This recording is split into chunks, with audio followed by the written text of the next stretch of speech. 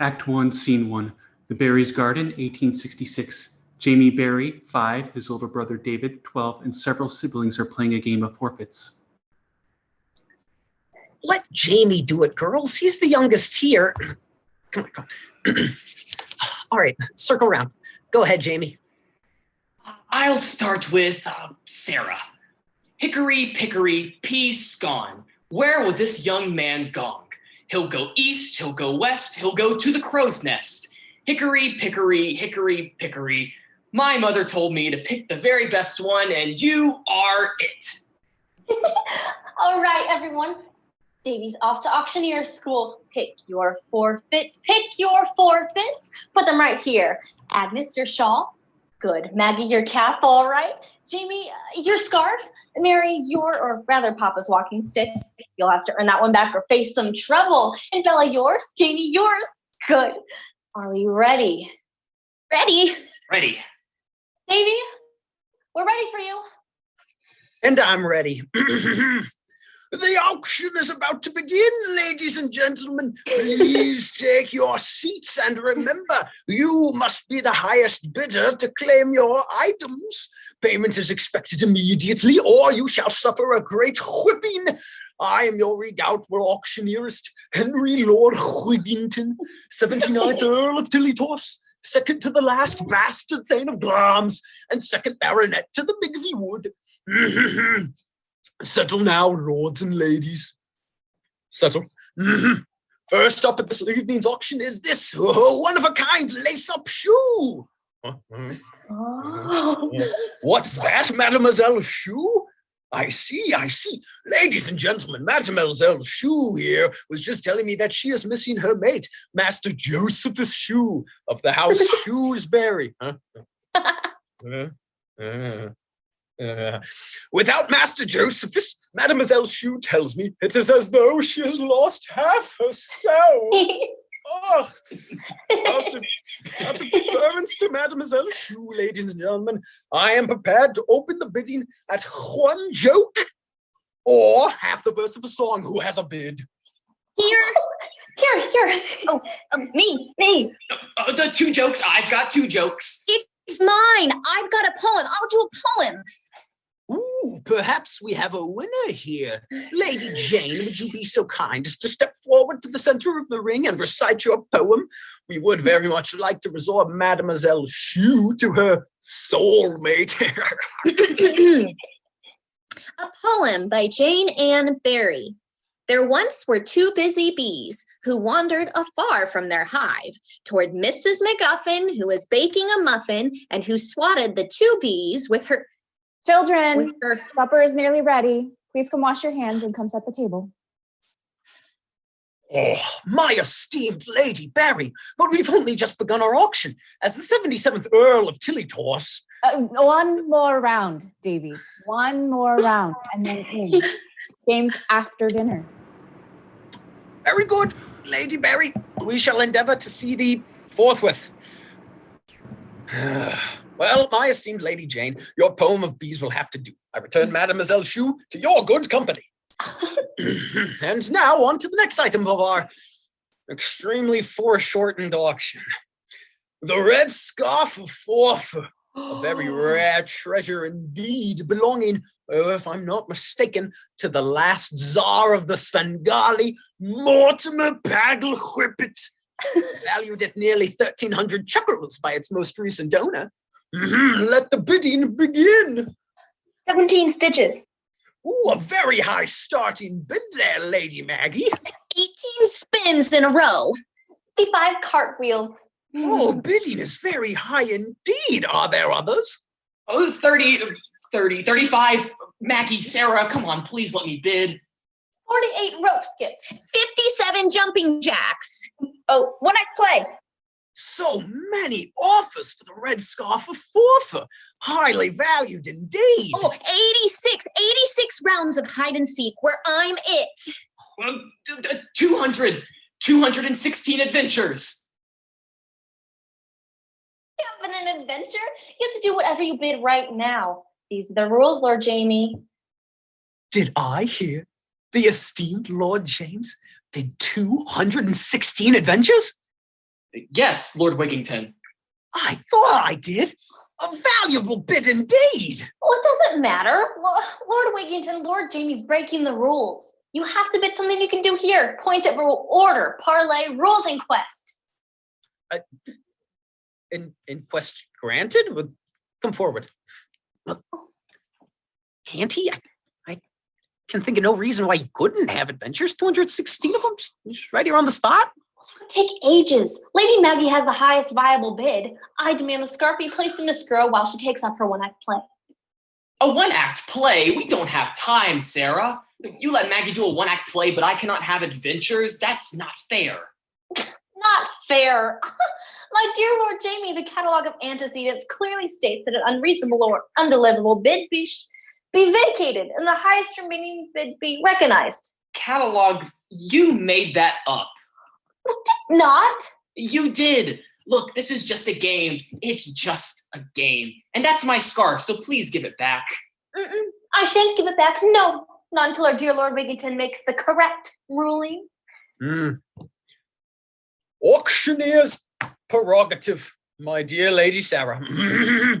Catalogue of antecedents, Article 4, Section 11, subsection 119, third paragraph.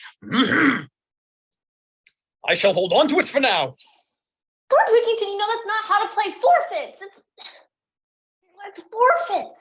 If Lord Jamie doesn't make a suitable bid, the item is forfeited. Children, come inside. Time to wash. Look, it's just a game. Just a game. Let's go in. I'm done playing. My good Lord James, 'tis true this forfeits of which Lady Sarah speaks is but a game, but good games are always serious. Did you mean it? Mean what? Did you mean the adventures? 216 of them? Yeah, of course. Come on, please give me my scarf. Lady Sarah, lords and ladies, before I make my ruling on Lady Sarah's inquest into the validity of Lord Master James's bid of 216 adventures, shall we agree to suspend the rules and undertake the dinner before us? Give me my scarf. And good time, my Lord James. Children. I do not consent. You do not consent, okay? Others? Jane, Maggie?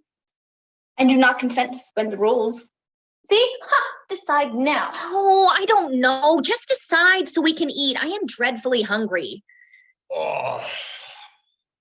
Well then, my ruling on Lady Sarah's inquest is as follows. Children.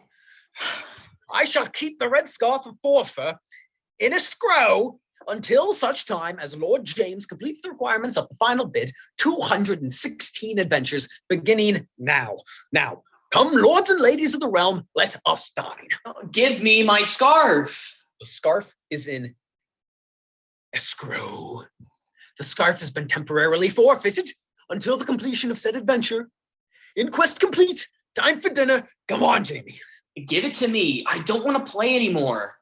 Oh, I'm afraid Lady Sarah was right in this regard, Jamie. This is how you play forfeits. Complete the adventures, get the scarf. Oh, come on, Jamie. Sarah's just a bully. You can have the scarf back. Let's do the adventures. We'll start after supper. I have 3 in mind. One you'll like, an adventure involving Thistle and the good Lady Sarah's bed. Come, shall we? Scene 2, Wendy's backyard, modern day. Gwen, are you coming? I've got to take your brother to the Conrad's house for the party. It's time to go. Honey, are you coming? John Michael's already in the car. It's time to go. Gwen, darling, let's go. Gwen, are you coming? You said you were coming. It's time to go to the Conrad's. The party's in half an hour, and I still have to stop and get ice. I'm not coming, Mom. I told you that. You said you wanted to come. I thought you wanted to. I never said that. I said you thought I wanted to come. I don't. I'm staying here. We need to go, babe. John Michael will be upset. He won't. He won't even notice I'm there. There's cake. He loves cake. Well, I'd like you to go.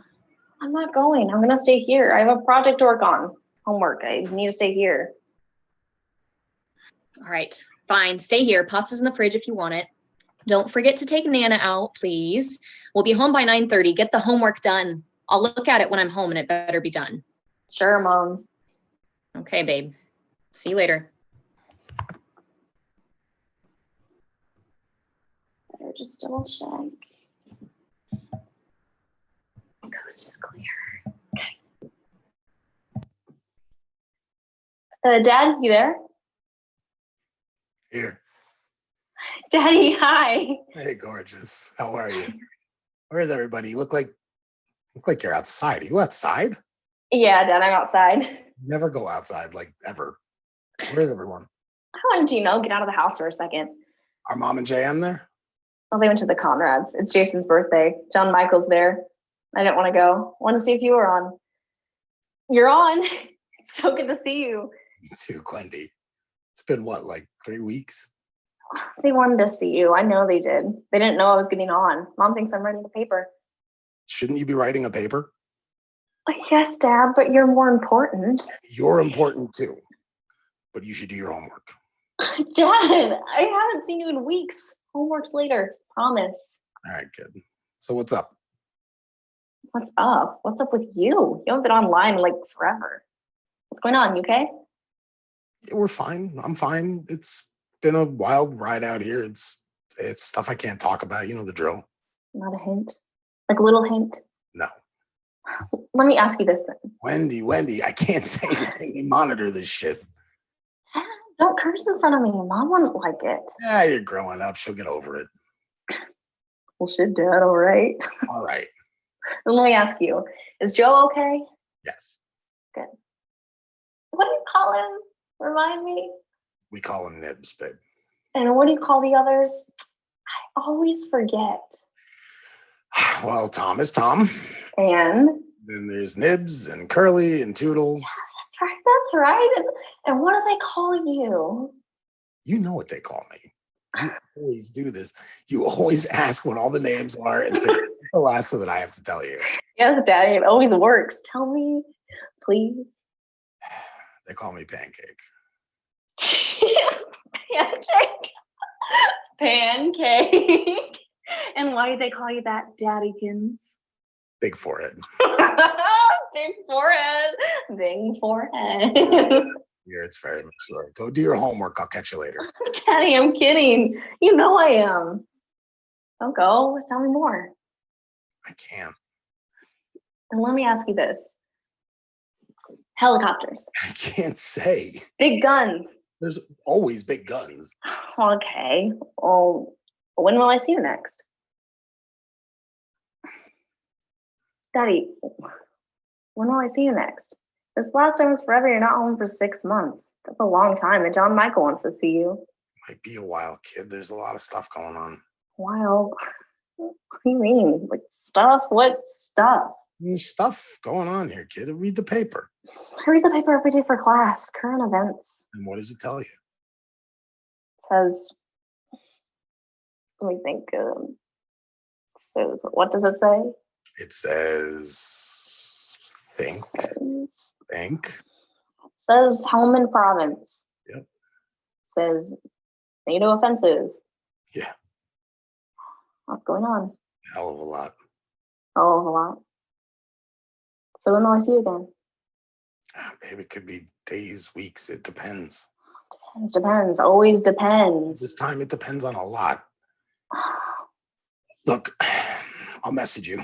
All right, I'll send you an email. I should know something in a few days. I might even get to come home early. You never know. There's talk. Always talking. You always stay longer. I know. I miss you, Daddy. Miss you too, kid. Tell JM and tell your mom that Mom will kill me. She found out I talked to you without her. well, then just tell JM by himself. He's grown up. He can keep a secret. No, I can't. He's Tell him anyway. We can trust him. He's a good kid. okay, Dad. I'll tell him. You gotta go. I do. We'll talk soon. Don't promise. Okay, then I'll email soon. Okay. Tonight? We'll see. I gotta go, kid. Okay, Dad. I'm gonna do my homework. Dad. Beautiful. Dad. I'm gonna go kill some bad guys. Dad.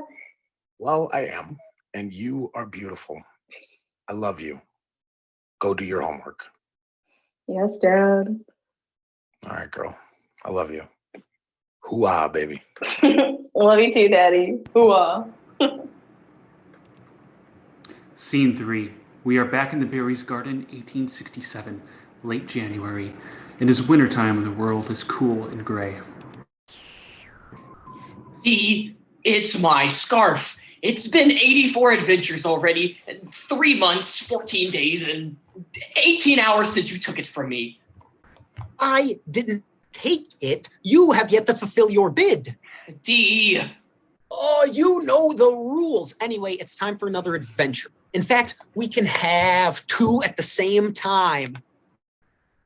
Skates? I can't skate. I'm too little.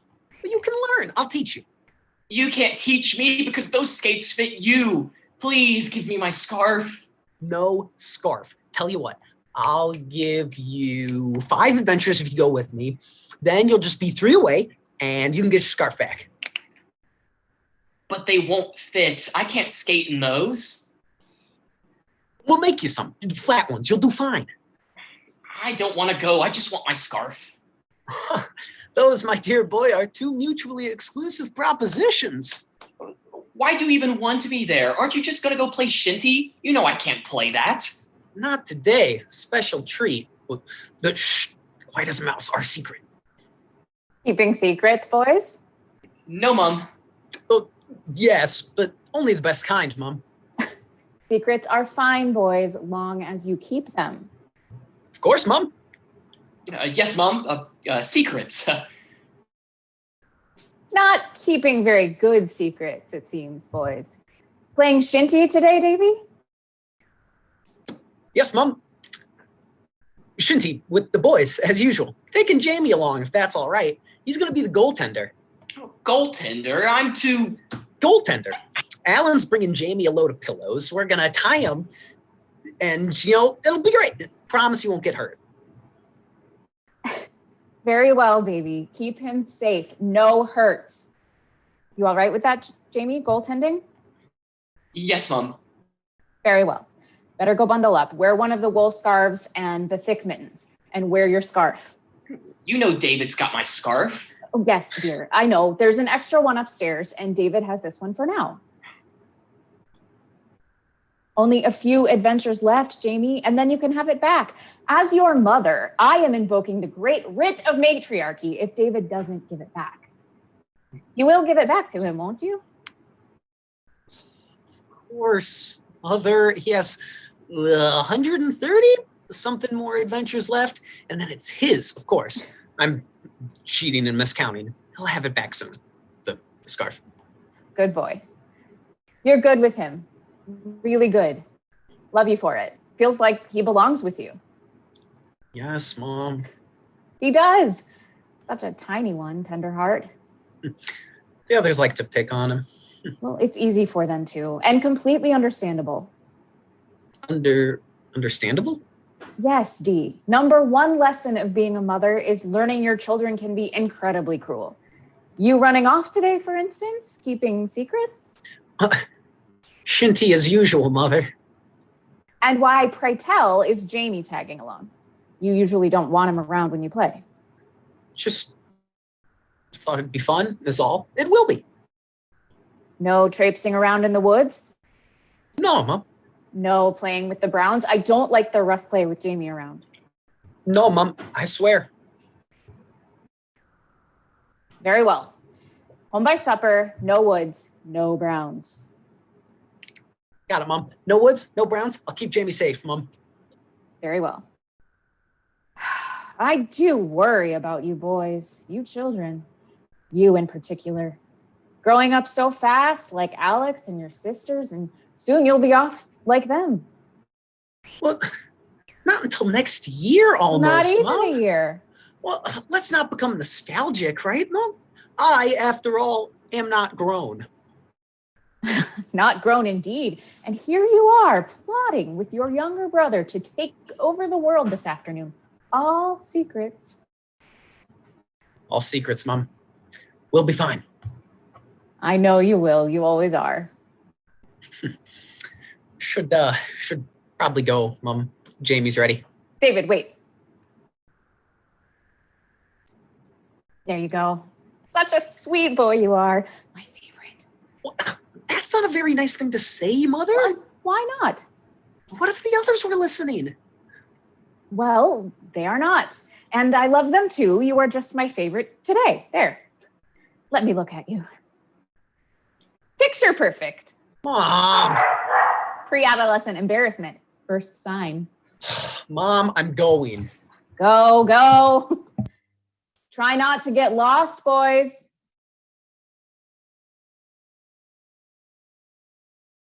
Gwendolyn! Gwen! Gwen! Gwendolyn! What? Gwen, are you out there? Yeah. Scene 4, still in Wendy's backyard. Gwen, what are you doing back here? Oh, just homework, paper due stuff. I didn't even know you were back here. I thought you went with your mom and John Michael. No, I was here. They went. I begged off. So I see. Well, I've got sandwich stuff in the kitchen. You want me to make you some? Yeah, sure. I'll take some. Turkey, mustard, yellow cheese, yes? Yeah. You've been eating that since you were 4 years old. Sprite? Yeah. What's your paper about? What? Your paper. What's it about? Oh, I don't know. It's a practice thing. It's like one of those prompts. We like take it home. We write 5 paragraphs to a prompt. Oh, you mean for the state test? Yeah. So the prompt is about European countries of our choosing. I'm on Wikipedia trying to figure it out. Have not started yet. Now, Gwen, isn't that cheating? It's being resourceful, if that's what you mean. I'm gonna go make your sandwich. Don't cheat. Hey, hold on. Can I tell you something? Can you keep a secret? I most certainly can. I've kept many in my day. For instance, your mother was. No, Johnny, don't you dare. You have to keep it. You got it. What's up? Okay. I talked to my dad tonight. He's in wherever. I think Helmand. He was on, and I talked to him. Gwen? I talked to him. He was right here. We talked, and he said, Gwen, stop. What? Gwen, darling, you were asleep. No, Baby girl, you were asleep, I'm sure. Your father is missing. You know he's missing. You were asleep. Your father is missing. Whole detachment. 3 weeks it's been dark, remember? Oh, but he's back. I talked to him. You didn't. You were dreaming, I'm sure. Sleeping a happy ending. Good for you. Wish I could. Oh, but I really wish I could.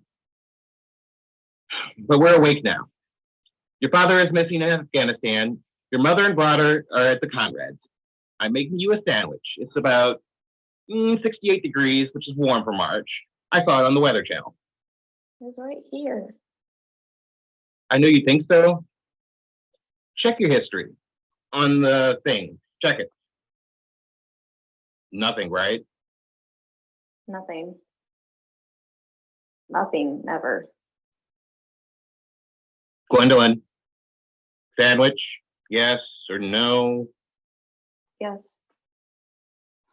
No sandwich. I don't feel well. I'm sure not. None of us do. A sandwich will help. I don't want a sandwich, Uncle Don. I was being nice before. Well, then it can wait. I didn't mean it like that. I meant before. I know. You gonna tell me about your dream? Not worth it. Sure it is. You miss your dad. I'd love to hear what he had to say to you. He didn't say anything. He wasn't even here. I was dreaming. Yeah, but that doesn't mean he didn't say anything. Now, go on. Tell me what he said. Nothing. I was I was supposed to keep it a secret from Mom and John Michael. That's all. Said he maybe be coming home soon. Well, that's nothing, isn't it? Except that I made it up in my head, I guess. Babe, it's not nothing.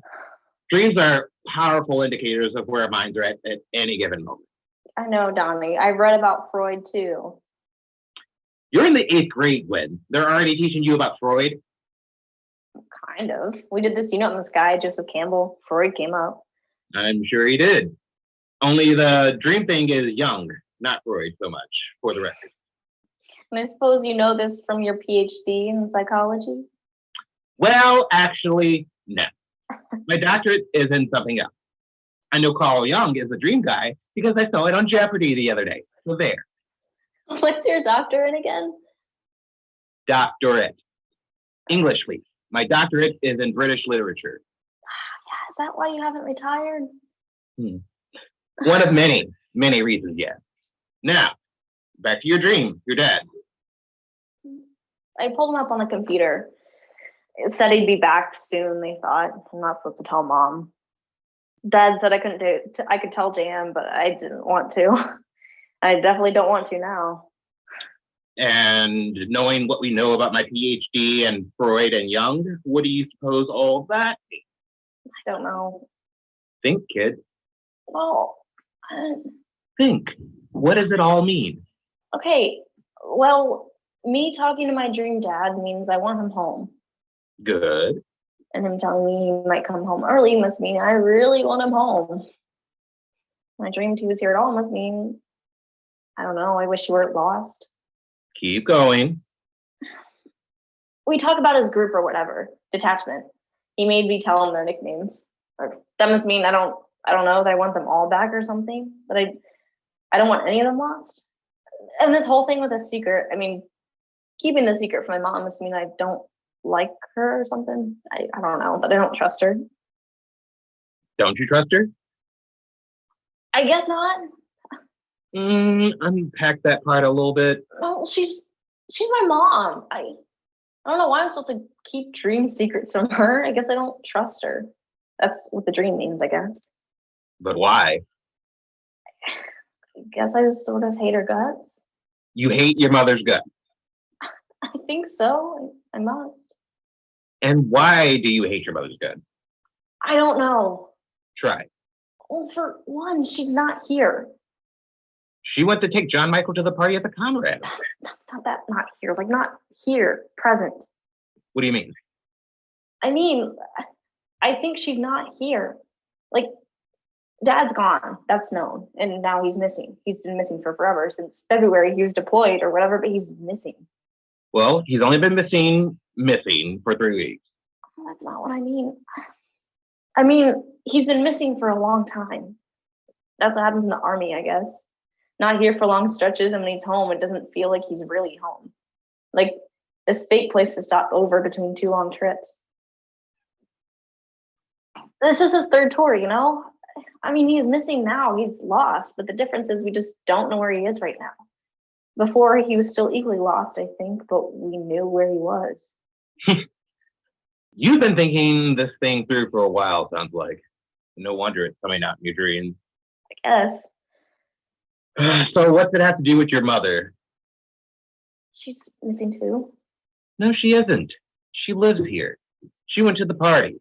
She goes to work. But she's here. I'm here. Well, she's here. She's not present.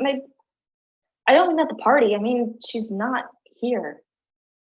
Like, I can't really explain this. Or maybe I don't know. Like the party at the Conrads. I don't know. I would normally go. Lauren's there and we could hang out or whatever, but I don't want to go. I don't want to go because it has to do with my mother. She does this thing in public. Like, it's hard to explain. Like, but the first part is that we're always in public. Like every freaking second, John Michael and me, we're in school, and then she picks us up in that stupid minivan like I'm 6. And then it's off to dance class, off to practice for John Michael, off to the theater for some practice or something. We're always in public. The weekends, it's John Michael's games, hanging out with some friends, and and friends of the family, then church youth group. But I swear we're always in public. You know, we're never here. This is the second time I've been home in a week, and I'm only home because I need to work on this thing, and I've had my way out of staying here. I mean, you're here to help out, but you know we're gone. Sounds like none of you are present. I don't know. With Mom, I think that it's different. With Mom, it's hard to explain, but it's like always a performance, you know? Like how? We're in public, but we're lost. John Michael's playing. I'm dancing. We're standing in the lobby after church. I'm talking to friends, or actually I'm trying to go home because I'm hungry. You know what Mom's doing? She's standing next to Susan Conrad or Jody Jenkins or Allison Morris, Army Wives number 16, 72, and 94, and they're smiling. But they have no freaking reason to smile, but there they are, smiling, looking at their children, look mostly normal. But what's really happening out of the corners of their eyes, they're like checking. They move their hair out of the way, or they play with their necklaces, or they fiddle with their wedding rings, but what they're really doing is looking for cracks, like in each other's armor. Is she beautiful as me? Will her husband wait for her more than mine will wait for me? Or are my kids more normal than hers? And it's like, I don't know, training, like dog show. We're always in public like that. Dads are gone, kids are making do, moms are standing around like competition, comparing themselves to each other. But you know what? What? What they're really doing, really, is that they're not comparing themselves to others. They're really comparing themselves to a version of themselves, a younger version, prettier, simpler, before all the mistakes they made. Getting married, army life, second fiddles to husbands, kids, that stuff. Gwen, I'm not sure that's fair. Your mom, Mrs. Conrad, and the others, they're in a really tough spot. Their husbands are gone. Army life is tough. No, it isn't. No, it absolutely is not. Babe, you just dreamed about your missing army father. I don't think you're in a position to really... I am in a position. You know why? Because I had a dream. And because I'm talking to you about why I hate my mother's guts right now. Do you know what she's doing? She's using me. John Michael too. She's using us to keep herself busy so she doesn't have to think about dad or dad being gone. Other women have affairs. Gwen! They have affairs. I know. Erica's mom had one with Erica's dad's brother. I know. Anyway, my mom doesn't have affairs. She doesn't have time. Instead, we're her outlet, like little projects to keep her busy and to allow herself to stand next to other people like her to prove she can hang with people like her. And she can. Got to give her props to that. But she's not present. We're stickers on the back of a car. You know the ones, the dad, mom, the kids, dog. Except dad's gone, mom's a zombie, and the kids are, well, I'm apparently a freaking nutcase who dreams about her dead father and vomits things to her uncle. Your father isn't dead. I don't know that. Maybe he is. I don't know. You're right. But that isn't a nice thing to say. No, why isn't that a nice thing to say? My dad is dead, or maybe dead. Why isn't that nice? This is what this whole thing is about, this thing with my mother. I hate her guts. Because since dad's been gone, we haven't had a single honest moment. Not one moment where she says Wendy like she used to. Are you okay? Not one moment where she tells wife number 6, no, Claire, we're not all right. I'm a damn train wreck and John Michael's acting out at school. Not one moment where we look at each other and cry because we miss him so much. Like it's all put our heads down, wave a flag, wave some army life slogan. Which phone call will it be? Dad's lost, dad's okay, dad's coming home, dad's dead. Dad wakes you up a bit, huh?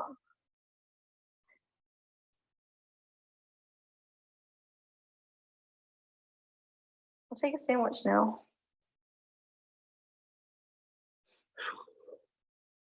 All right, Gwendolyn.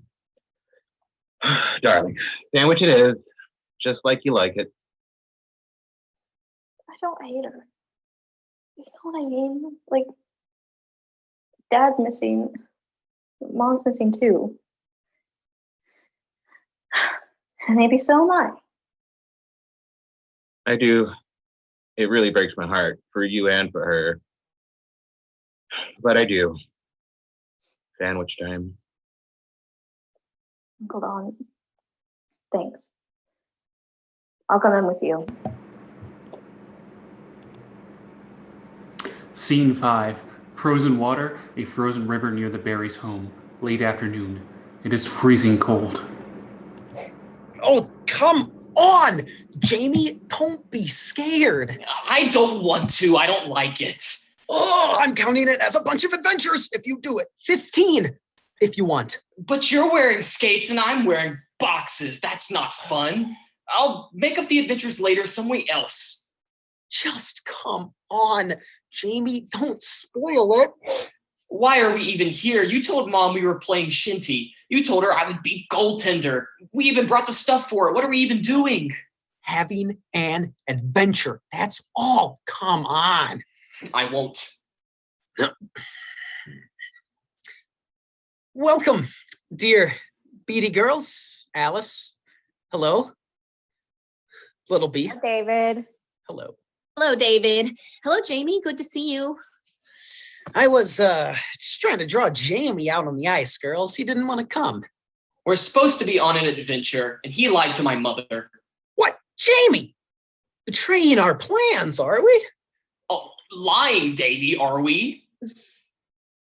Keeping secrets. At any rate, welcome, girls. We are so glad to see you, aren't we, Jamie? We thought, Jamie, it would be nice for you to come on an adventure. I invited you and Alice. Alice invited B here. Thought you two might be able to keep each other company. We can keep each other company all you like, but I'm not walking on the ice. David, we can stay here if you like. We don't need to go. It was just a silly idea anyway. Nonsense. Jamie'll be all right. Won't you, young squire? Go where? To the trout hole. Beatrice Beatty, quiet down. Trout hole! Trout hole! What's the trout hole?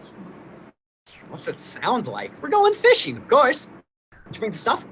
I did indeed. She draws These a hooks are the thick best I fishing could do. line, a rope reel, and some very large saltwater hooks from somewhere within her bundled self. David looks at it, bewildered. The best I could do. I know they're for the ocean, but my dad didn't have anything else. Trout hole! Trout hole! Beatrice! It's all right, Alice. No one can hear us. Let her shout her excitement. Scare away the cats and the bears. There are bears out here? Well, not with Beatrice shouting, there aren't. Where even is this trout hole? We're going fishing?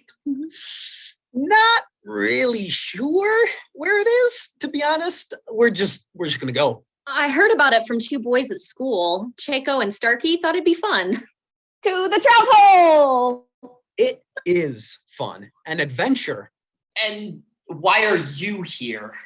Well, Alice, wisely and nobly, asks for my protection. I, being a valiant and courageous knight, could not resist. Knights of the trout hole and bear! And I'm here because By recollection, Sir Jamie, you are in need of a scarf and adventures to obtain it. So join us. We'll walk on the ice. Alice and I shall skate. And for this, I'll give you 15 adventures. Trout hole finding, 10 adventures. Fishing, 2 adventures plus 5 for every fish you catch. Keeping the secret, another 10. wait, I'm really just here to keep Alice's little sister company while you two snog or something. I know the jig. Nonsense. Trouting, walking about on the ice. That's it. You and I will keep each other in plain sight.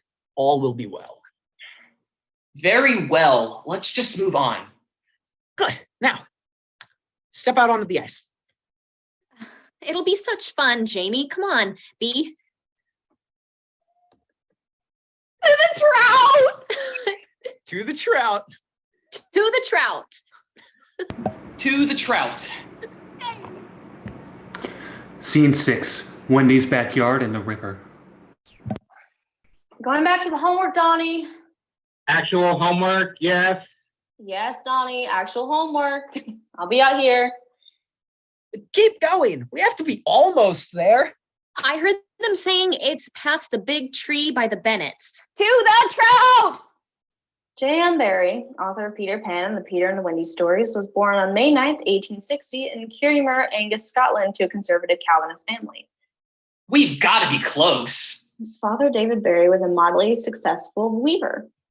His mother, Margaret Ogilvy, had assumed her deceased mother's household responsibilities at the age of 8. Barrie was the 9th child of 10, 2 of whom died before he was born. Thank you, Wikipedia. Oh, there's the tree. Come on. This looks interesting. Grampian Highlands. Central Lowlands. Angus, Forfar, these names. Here it is, look. When he was 6 years old, Barry's next old brother, David, his mother's favorite. Oh, wow. Okay, let me tie on the hook, then you can throw it in, Jamie. Ice skating accident 2 days before his 14th birthday. Hurry along, David. Come on, I want to do it. Oh, hang on, for Pete's sake, Jamie. It won't tie. I'm adding on 3 adventures for every 5 seconds that you take. Careful, David, it's very cold. Oh, I'll be all right. Left his mother devastated. Almost have it. Give it to me. What? Jamie! Rude, Jamie. Trout away, Jamie. Barrie tried to fill David's place in his mother's attentions, even wearing David's clothes and whistling in the manner that he did. Eventually, Barrie and his mother entertained each other with stories of her brief childhood and books such as Robinson Crusoe, Shipwrecks. Hooked. Very good, Jamie. 5 adventures just for that. Let's toss it in, shall we? Let me! Oh, very well. Okay, Wikipedia. I'm closing you now. Oh, have to start. I'm trouting at long last. At very long last. JM Barrie is the world's greatest writer. Well, okay, JM Barrie is important because... Nope, I can't write this. I hate my mother, sort of. I sort of hate my mother. She's a vacuous hole of nothing. My father is missing along with his detachment. Is that a bite? They're lost somewhere in Afghanistan, the whole detachment. Can't be, not yet. Lost boys. Like John Michael. Like me, except I'm a girl. Hang on, let me try. Come on, I want to try. Let him go ahead, Bee. You'll have another turn. Oh, Uncle Don is nice. Then he came to help lately. It's sort of a joke since we're not here ever, but it's nice. I was mean to him before. Jeez, it's cold. Not a bad adventure, eh, Jamie? It should count for the rest. The rest of what? I was really mean. Oh, no. I don't hate my mother. I'm not lost. Dad is fine. He's just missing. Or maybe he's not fine. Oh, screw this. I need to write this paper. History of Scotland and why it is important. 5 paragraphs, double spaced. Here goes. The rest of the adventures, all of them, up to whatever number it was, especially if I catch a fish. No deal. What's Jamie going on about? No deal. You were going to give me a bunch of adventures anyway. Anyway, it's my scarf and I just want it back. Aren't you having fun, Jamie?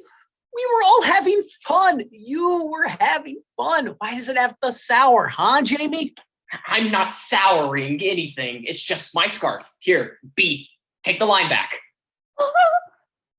Take it back, B. Fish like that will hook, and I tied it on tight. Tighter than he could anyway, and twice as tight as my first one. Just give me my scarf back, David. The adventure's not over, Jamie. Maybe once we're back. Oh, who's spoiling things now, David? Here we are, 2 brothers on your adventure, reaching a moment of peace. And you're taking the scarf back because of that stupid game. It is not a stupid game. And anyway, Sarah will kill us if I give it back to you. Stop fighting and let's have fun, boys. yeah. See, give it to me. Never. That's what you get for souring the afternoon. David.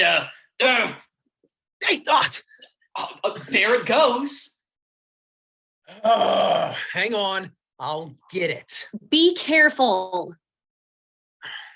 Oh, the ice isn't too thick over there. It's fine. It's mine until Jamie's done with the adventures anyway. Oh, do be careful, David. It really doesn't look too good over there, David. Look, forget the scarf. It'll be fine. I'll still do the adventures. What? No way! I'm getting that scarf. It is the red scarf of Forth, and it is mine by right. Auctioneer's honor and catalog of antecedents and all that. It's not worth it. Oh, just a couple more inches. Oh, geez, I feel like I'm walking a plank. Oh, what I wouldn't give to fly right now. It's too far, David. Come back. Look, we'll get it another time. Oh, you got it. As he grabs it, he loses his footing and falls on the ice near the hole. Wow. Oh, David, be careful. Ow. I'm fine. It's fine. Oh, here's the scarf. The 130 adventures short, Jamie. I'm keeping it for now, especially with all this trouble. Are you all right? Yeah, I'm fine. Layers broke in the fall. That was scary. I'm counting it as 20 adventures. I was doing the adventuring. Well, I was here, and that was scary. What? Nah, we're fearless, we berries. At this moment, David slips again and falls through the hole in the ice. Whoa! David! His head dips under the water, but he quickly emerges. It's all right. I'm all right. Come on, we've got to get you out of there. Paddling frantically to keep his head above the ice, he reaches for the scarf. God, take it and pull as hard as you can. You're too big, David. I can't pull you. Keep trying. You can have all the adventures you want. This isn't funny. Reach out and grab onto the ice. I'm trying. It's too slick. Hand me one of the hooks. David, we don't have time. The hook? Jamie, I'll use it as a grip. Come on. It's not working. Oh, it'll work. What? Jamie. Come on, just try again. God. Freezing. I can't even move my hands above the... David, you're scaring me. Come on, just reach out. Almost. Come on. Well, look, there you go. His hand is on the hook, and were he healthy and warm, he could certainly heave himself out of the hole, but he is cold and resigned. I can't do it. Jamie, I can't. Jamie, it's over. I can't. David. Not gonna make it out of this. No. Take the scarf, Jamie. Take it home. I'll do the rest of the adventures for you, babe. Oh, it'll just be like a little bit longer. David, just stop kidding around and pull. James, it's not gonna happen. Take the scarf. Tell Mom she doesn't have to worry. Are you kidding? David, she'll be... Just come on. Tell her, James, that she doesn't have to worry. I took care of you. I'm not growing up anymore, and tell her. David. I'll do the adventures for you, James. Just take the scarf. No, you take it, David. You'll need it to keep you warm. Very well, Sir Jamie. I shall. Don't you come looking for it now. David.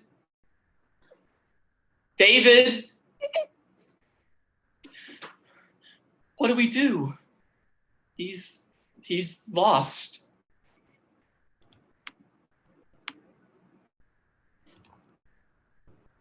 Scene 7, Wendy's backyard. 2 hours have passed. It's nighttime, but the light from the house and the computer allow her to keep working. John Michael enters from the house, wearing some sort of face makeup from the party and carrying a plate of cake. Conclusion left to go. I rock. You want some cake? Jeez, you startled the crud out of me. Sorry. You want some cake? It's good.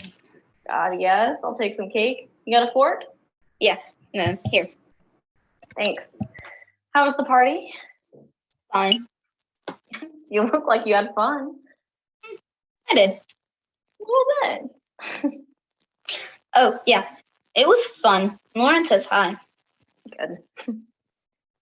Mom says I need to head for bed. You too, she says. Yeah, I have one more paragraph, but I can finish tomorrow.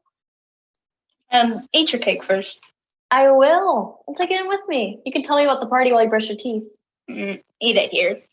You're creepy. I just want to watch you brush your teeth while I eat this cake slowly and deliciously. You're so teasing me. Well, I'm not right now, but I want to. Let's go. Kids, hey, Uncle Don wants some stuff from the store. I'm going to take him. You two all right? Yeah, Yes, Mom. Mom. Good. Maybe I'll bring back some ice cream to go with the cake. We could all use some spoiling these days. Yeah, Mom. All right, then. See you in a bit. Don't get into trouble. Okay, Mom. You go in. I'm going to pack this stuff up. I'll be right there. Go turn on something you want to watch. Eat your cake. I will. Go.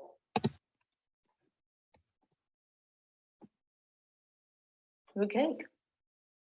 What? What the? What was that? Is there someone there? Come on, Glenn. Top gear's on. Be right there. Hello? Hello? Oh. Come on, Glenn. Right there. Holy, I think it's dead. How did? Okay, not dead. Not dead. Oh, I got you inside. Okay. How did you get here? John Michael? John Michael, get out here now. I need your help. Holy, you're in bad shape. John Michael? Coming. Whoa, wait, what's going on? Help me. What are you doing? Help me. I just fell. I heard it. What just fell? Oh, Gwen, that thing's a boy. Yeah. He looks dead. Is he dead? He's not dead. We've got to help him up. We've got to call Mom and the police. Yeah, let's just get him up. Help me get him to the table. We have to help him. Come on. Okay. I think he's dead.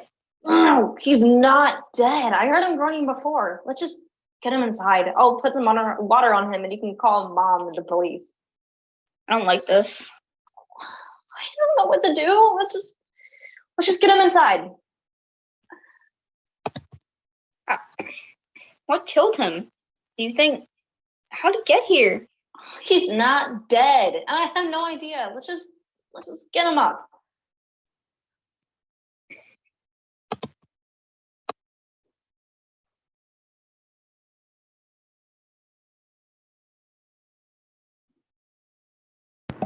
Scene 8. The Berry Garden, 2 years later. Mom, what do you think? It works for me, yeah? You look handsome as always, my little Jamie. But you know, you don't have to dress up like David anymore. Well, but I want to. You told me that you liked it because it reminded you of him. I did, and it does, just not today. Okay, Mom. Sometimes I just need to remember him on my own. I was just trying to cheer you up, Mom. I know, darling. I know, come here. Look, I know Davy was your favorite, Mom. These last 2 years, I can tell that you're so sad. Yes, of course. Davy was a favorite, but you're all favorites. We're not. You miss him. Of course I miss him. He's gone. Of course I do. Well, don't be sad, Mom. Remember? Yes, I remember. Tell me. David said. Say it, Mom. David said I got my wish. Had a boy who never grew up. That's right, Mom. Happy. Happy. Now, good Lady Barrie, it is time for a tale of adventure and James. daring. Rest easy, Lady Barrie, for my tale shall put your mind at ease. James. In no time at all, my veritable Lady Barrie, you shall... James, stop. Lady Barrie, come on, Enough. Enough with the costumes, Jamie. Enough with the performances. You don't need to play David for me. I remember David. I remember him very much. You needn't remind me. I have enough reminders. I just thought... I know what you thought, Jamie, and it's all right. Happy. Not happy. Happy enough. Go play. I don't want to. Go play. You be happy. I am. You're not. Clearly, you're not. You're feeling badly. It's David's birthday soon. You're feeling badly because he's not here. I know. I feel it too. It's not that. It is that. You do this every other week. You're sad. No, I'm happy. You're not. You're sad about your dead brother. You're feeling guilty. Am not. You clearly are. This is what happens when you do. You dress up like David and you dance around like David and you talk like David. I thought you liked it. I do like it, James, but it's upsetting. You're a little older now, you know? What does that have to do with it? Well, you ought to know that dressing up like your dead brother, for instance, isn't always helpful. I thought you liked it, and I thought I helped you not miss him so much. No, it helps me miss him a little bit more, actually. And I don't mind that sometimes, but at any rate, not today, okay? All right, Mom.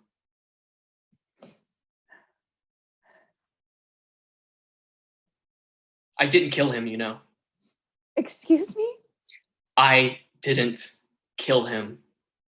David. I didn't kill him. He slipped in. The Beatty girls will tell you. James Matthew Barrie. I didn't. He was going after my scarf, but I didn't kill him. I didn't. No one thinks you did, child. Well, I do. Oh, James, come here, sweet child. I didn't kill him. I swear. I didn't mean to. We were just on an adventure. Hush, baby. What makes you think such things? I don't know. Mom, dreams. I dreamed that I killed him. I dreamed of how cold he was, Mama, freezing like. No, James. I do. I do. I dream it. And dressing up like him just brings him back to life so that I didn't. No, James, sweet. Breathe. Let's go inside and you can tell me some more. Yes. Yes, Mom. Let's go in. Bring the basket for now. I'll finish hanging later. Come on, sweet boy. Oh, what are we going to do? What are we going to do? Scene 9, the backyard. You won't wake up. Why won't you wake up? He's dead, sis. No, he isn't, Dope. He's breathing. I think I can feel the pulse. He's just in bad shape. He's bleeding, I think, from someplace. Well, he's going to die. That's what people look like when they're going to die. You only know that from watching TV. Anyway, he's not gonna die. We should call Mom. Not yet. She'll freak. We'll just show her when she gets home. Are you serious? There's a dead dude in our backyard. Quinn, she'll freak anyways. What if an ambulance can help? Well, he looks better, doesn't he? I mean, not so pale. Who cares, Gwen? Either he's dying or he's going to be all right. Either case, not our problem. Is too. He was in our backyard. How did he even get here? Who cares how he got here? Gwen, we need to do something. Oh, go get the phone then. Call Mom. I'm staying here. You should call her. You're in charge when she's gone. You want to call her? You call her. I'm staying here. I don't know what to do. Me either, but I'm not calling Mom. Not yet. Well, help me set him up, okay? He's so, I don't know, tiny. Like he hasn't eaten enough. He's all dressed weird and stuff. Yeah, I wonder who he is. Give me the water again. Wake up. Wake up, little man. Come on, buddy.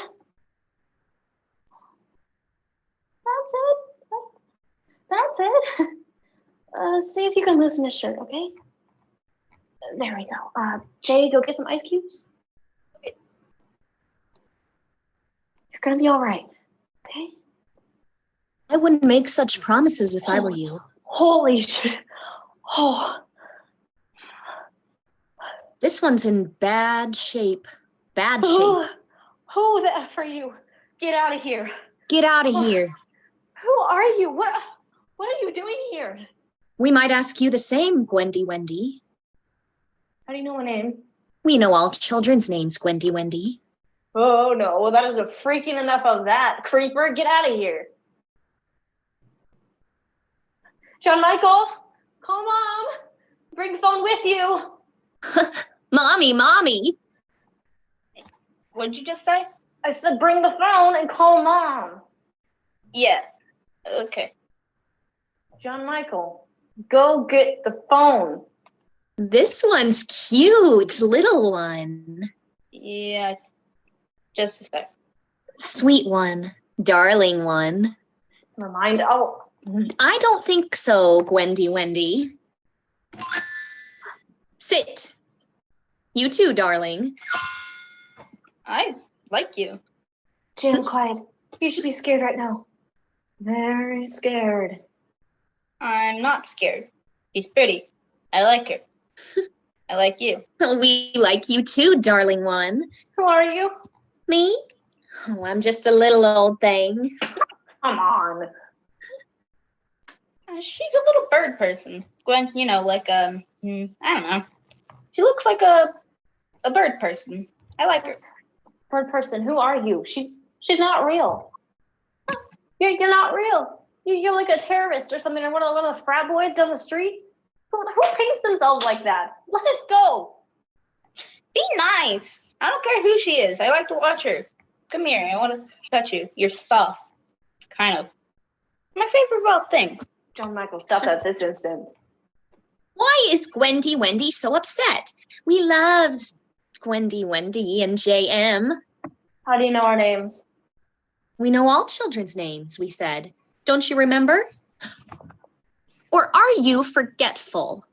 Oh, yes, you are forgetful. Look at those brains, how forgetful they are. I'm not forgetful. Why are you here? Who are you? Yes, quite forgetful, those brains. We think we should take them out and scramble them up and put them back in, set you straight, help you remember. Okay, that's it. We're done. Let us up. Oh, up, yes. I want to watch you. You're nice. But the brain thing, that was mean. So stop. You will be nice. Okay then. Well, tell us the deal. Who are you? You have anything to do with him? Who is he? Why do you look like that? Yeah. Why do you look like that? And how do you know our names? Is that enough? We are about to begin. Shh.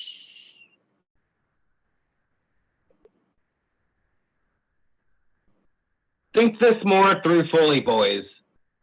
Master Lily, class is almost over. Can we go? You most certainly may not, young Master Carlyle. Not until you tell me about MOAI, in the play, and what it means, or what you think it might mean. You didn't get that far, Master Lily. Just let us read it again, and we'll have an answer tomorrow, we promise. Gentlemen. We promise. We'll do it together, all together. Yes, Jim? Sure.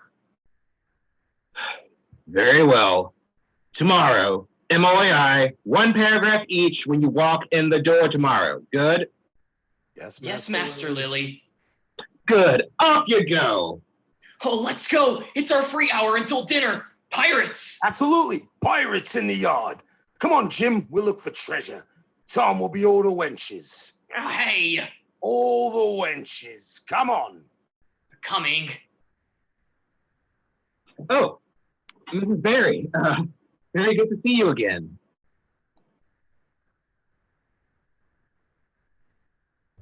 It's good to see you. I hope you're well. A bit unexpected. Long train ride from home, I assume? Yes, a long train, but I'm fine. Here to check on your basket of berries, Mrs. B. You could say that. Their father is in York for the weekend doing some buying. Oh, your husband is a weaver, yes? Yes, a weaver. Very Shakespearean occupation, that is. Is it?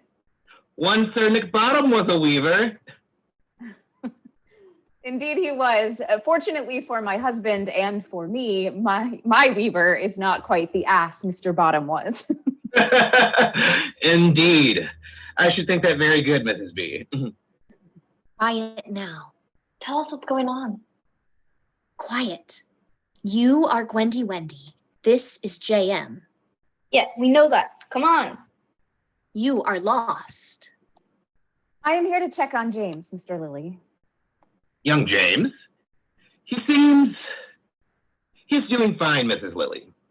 Oi, mates, let's batten down the hatches and run up the topsail. Where's my boatswain? Here, sir. Blow that whistle, boatswain. Let everyone know we're about to launch. Captain's about to join us on deck, boys. Steady and ready. There's no way we're lost. This is my backyard, and you're a strange alien bird person thing, and this boy's almost dead in my backyard. All the same, you are lost. Now listen, here I am. That boy there, I am with him. The dead one. He's far from dead, JM. He's lost too. Okay, so we're all lost. Lost, quite lost. Okay, what does that have to do with anything? It's time to go finding. Finding. What's that supposed to mean?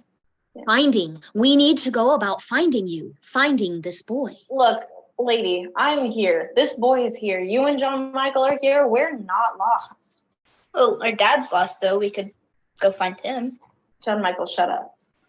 Very many people lost. We must go finding, and so we shall.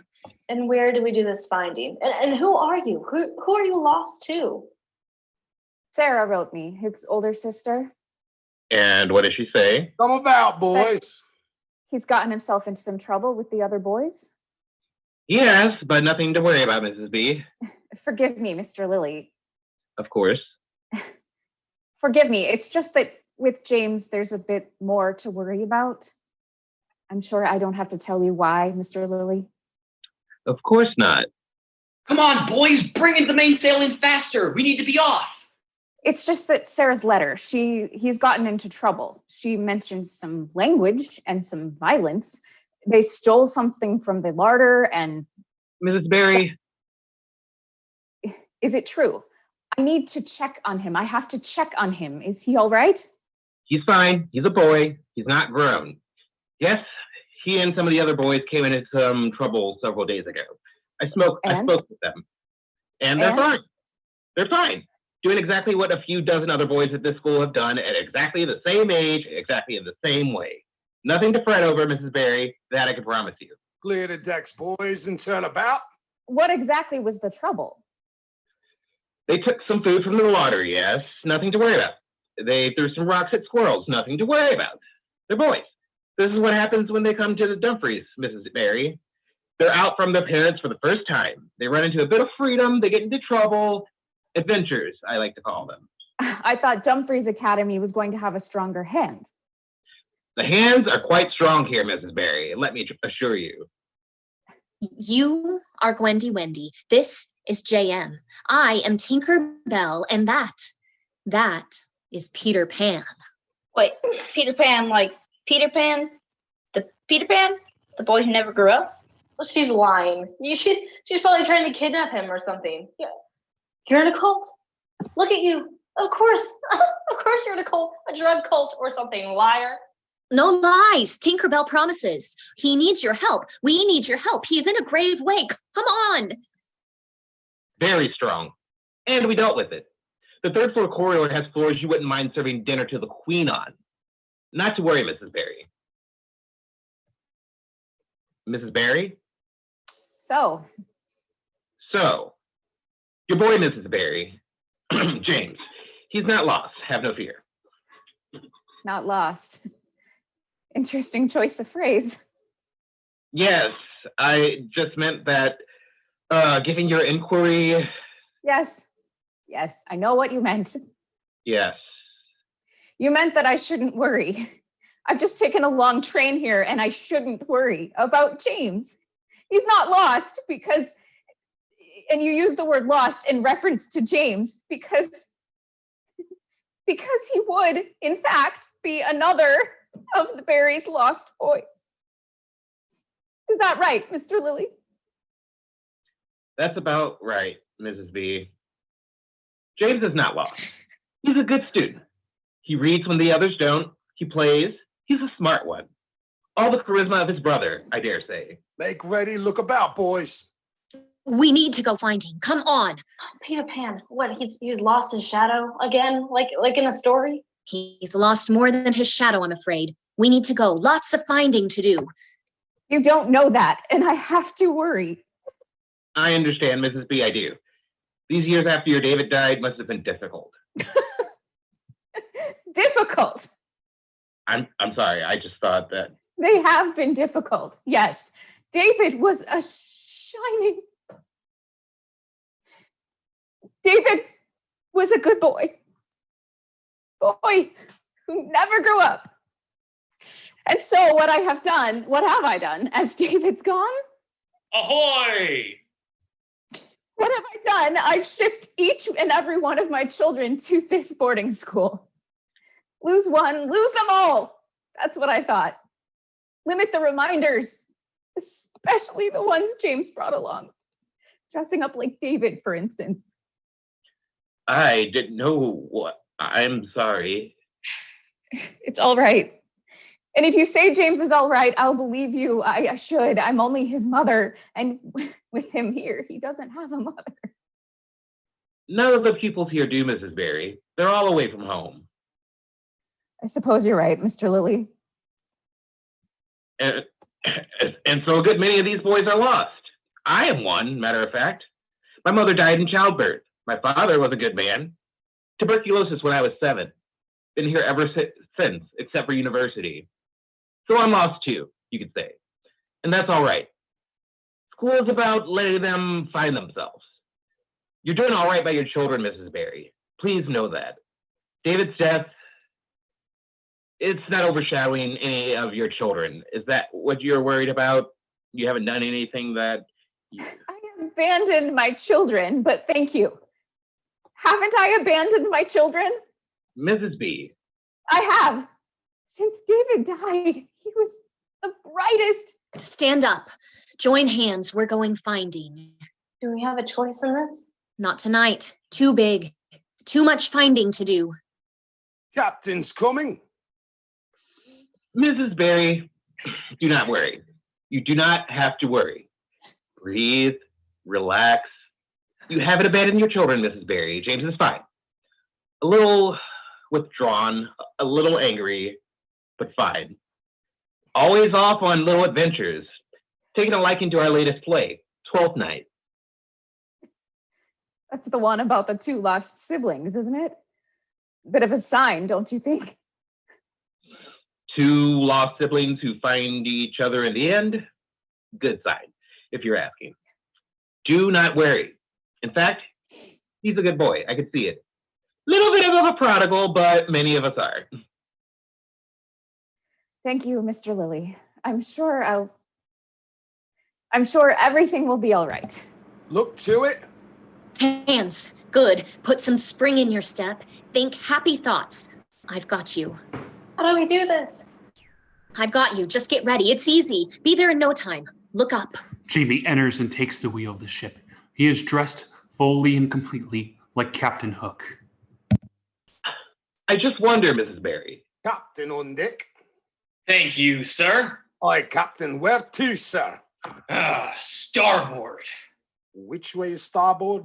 See all those stars? We've got a long way. Be there in no time. On my mark, we jump. We go, and we go all through the night. Yes? I just wonder, in the galaxy of buried children, whether there isn't room after David for a second star? To the right. And straight on till morning. Act 2, Scene 1. Violent, overwhelming thunder and blinks of lightning. The audience awakens to a sequence of blinks, a shipwreck at sea. Blink, underwater at first. Blink. Wendy, John Michael, Tinkerbell, and Peter are suspended in the water. Pieces of the ship fabric, rope, wooden planks, now float between the space along with the school children from the previous scene. All are drowning. Most are unconscious. Blink. After several moments, mermaids, concerned, curious creatures, enter. Blink. One by one at first, the mermaids rescue each of the castaways. Some are pulled slowly to safety. Others are kissed. Long, deep kisses of oxygen that wake up the drowned and allow them to swim for themselves. Blink. Blink. Long blink. Gray light. Blink. Scene 2. The coast of Neverland. What just... Oh, Jay, what? Are you okay? Are you okay? Wake up, babe. You okay? Yeah, I'm okay. What was that? I don't know. I don't know.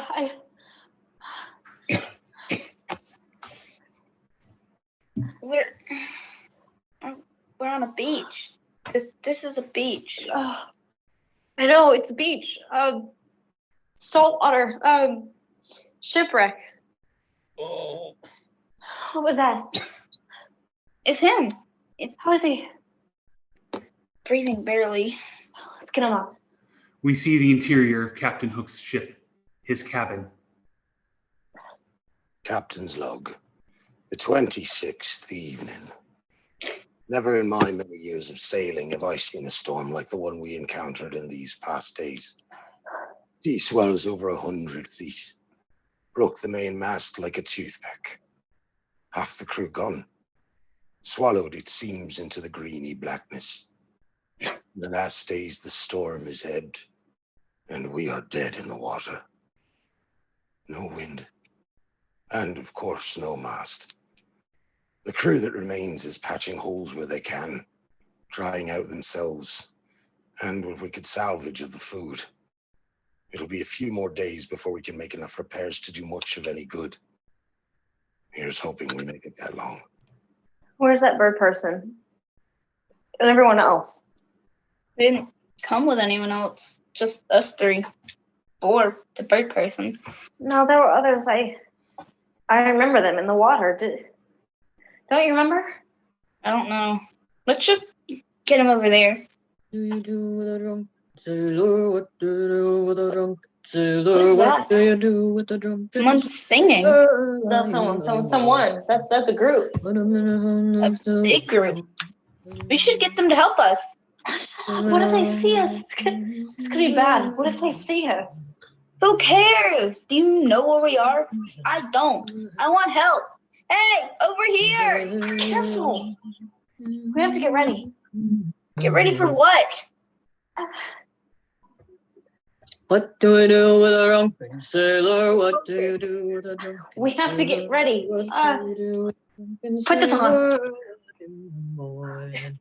What Why? do you do with Put it on. We need to be ready. I had, if I'd been asked you, there's no doubt in my mind that this adventure, while dangerous, would be markedly easier than many of those heretofore. We stay north, far north, beyond the northern coast, beyond Skull Rock, into the barely charted waters of the Never Sea. I'd had us a good 40 leagues north of Skull Rock when the tempest found us, and given its veracity, we could be well off course by now. Until the clouds clear and we can find some compass in the stars, we'll just have to wait before we can resume our quest for the Crimson Heart. Listen, what do we know? What do you mean? What do we know? We're in a shipwreck. I'm not sure how. I think we're in Neverland. I think that's Peter Pan. I think we're supposed to help him. Why? What's going on? We need to be ready for anything. Find some place to hide. A ruby, of over 200 royal carats. It would be the largest Neverland has ever seen, capable, I shouldn't wonder, of enabling my undoubtedly well-earned retirement. Why hide? They could help us. Oh, I don't know. Just play it safe. What about him? Quick, throw me into that crate. What do you do with a drunken sailor? What do you do? Stuff of legends in Neverland. What do you do? So we pirate lad, all the other pirate lads, heard tale of its great worth, almost as we'd hear tales of Shangri-La, El Dorado, and Atlantis. Gone. Long gone, or even just imagined, But that all changed last month when we were docked in port. The crew lay in waste to 2 casks of rum and at least a score of wenches. The Mermaid's Head. A lovely little inn for our lot, right on the water. We'll have to help him soon. He's still unconscious. We could use some help. Where is that Tinkerbell? You over there, get underneath, okay? Stay put. What do you do with a drunken sailor early in the morning? It's a hearty song for a hearty day, Mr. Smee. Hey, that is. And a hearty booty, Mr. Smee. Hey, lads, a good booty it is. Even if the merwinches they get to half of it first. Good booty. Captain, don't be pleased. And rightfully so. I wonder what kind of booty's in these here boxes, sir. Gold or tea, maybe. Oh, I do like a good spot of tea. Been weeks since I had an iced tea. And Earl Grey it was. It was delicate and whimsical on the palate. Whimsical palate. Oh, keep it to yourself. I want the real booty. Don't suppose they got any more wenches round here? Maybe locked up in those boxes, Master Smee. Now, how they're gonna have winches locked up in these crates, Pangloss? Who knows how long this ship's been at sea? Could be weeks. Them winches be dried up by now. Well, perhaps we could reconstitute them with some hot water or something. Oh, I'd love to reconstitute a bench, wouldn't you, dirigible? All right. Oh, after the tea, of course. Oh, I do love a good wench right after a cup of tea. There ain't no winches in them boxes and no reconstituting them neither. Now move. I'm gonna see what's in. That's all right with you, Mr. Smee. Of course, Busby. Open 1 or 2. We'll see what we've got, then haul them back to the ship so Captain can take a look-see. Right then. Let's look. Well, there's booty here. There ain't there. Oh, 12 boxes in here, all intact. Party tonight on deck, boys. Hey! I saw from the corner of my tavern a figure, a mysterious one enters. He or she is hooded, face obscured. Clearly not exactly Neverlandish, different. Garments of the north, I'd say. Odd, this shrouded one. The men paid no notice as the figure drifted past them, slowly, deliberately, perching almost at the end of the table at which I was seated. Are you? Oh, how shall I put this? Speak. Are you Captain Hook? I was asking. A friend, if you will have me. I don't have friends. All the same, are you Captain Hook? Yes. James Magnus Hook. Ooh, impressive. Not many people know my Christian names. I haven't gone by those names in years. You almost forget them, don't you? You clearly know a bit more about me than I about you. For now. How can I help you? You can't. I mean, no, you can't. Not yet. Not yet, the stuttering sir. I'm afraid I don't have time. Oh, you have time. Tell me, James Magnus, how long have you been a pirate? Oh, years. How long? Oh, couldn't tell you.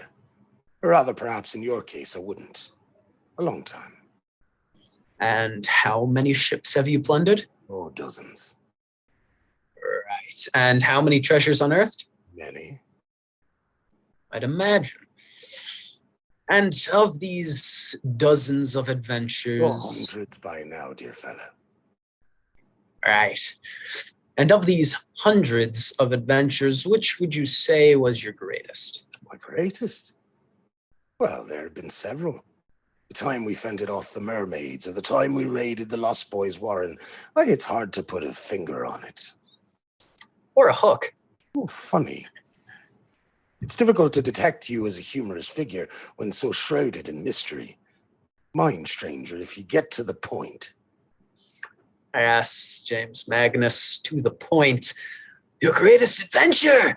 So many to choose from. Quite a career. Well, you could say that.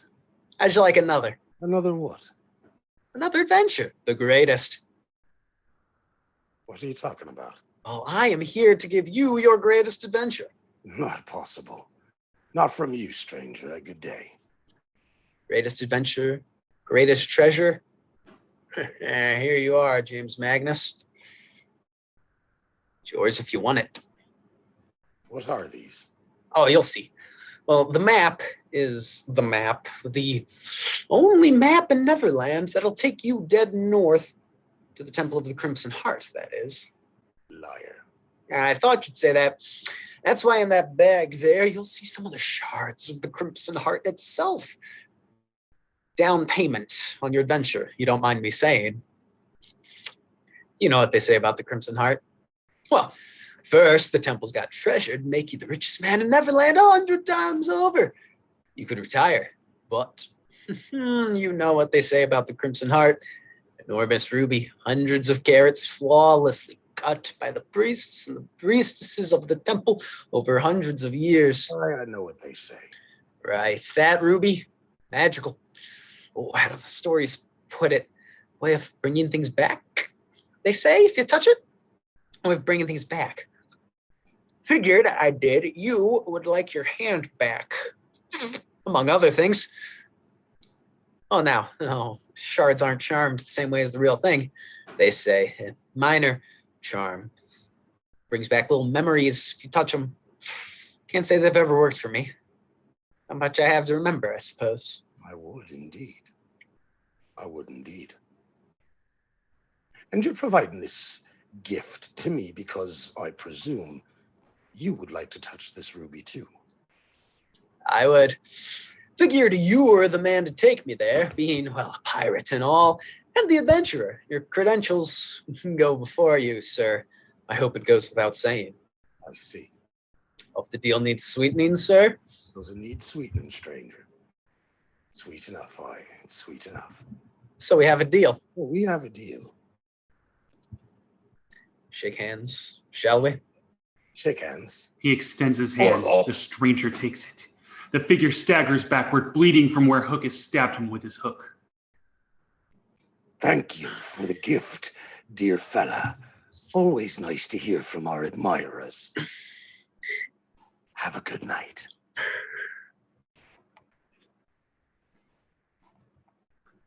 Right! Straighten up, boys. No more fun to be had here. Pack it all up. Take it to the ship. Hey, what's under that? Hey, watch it!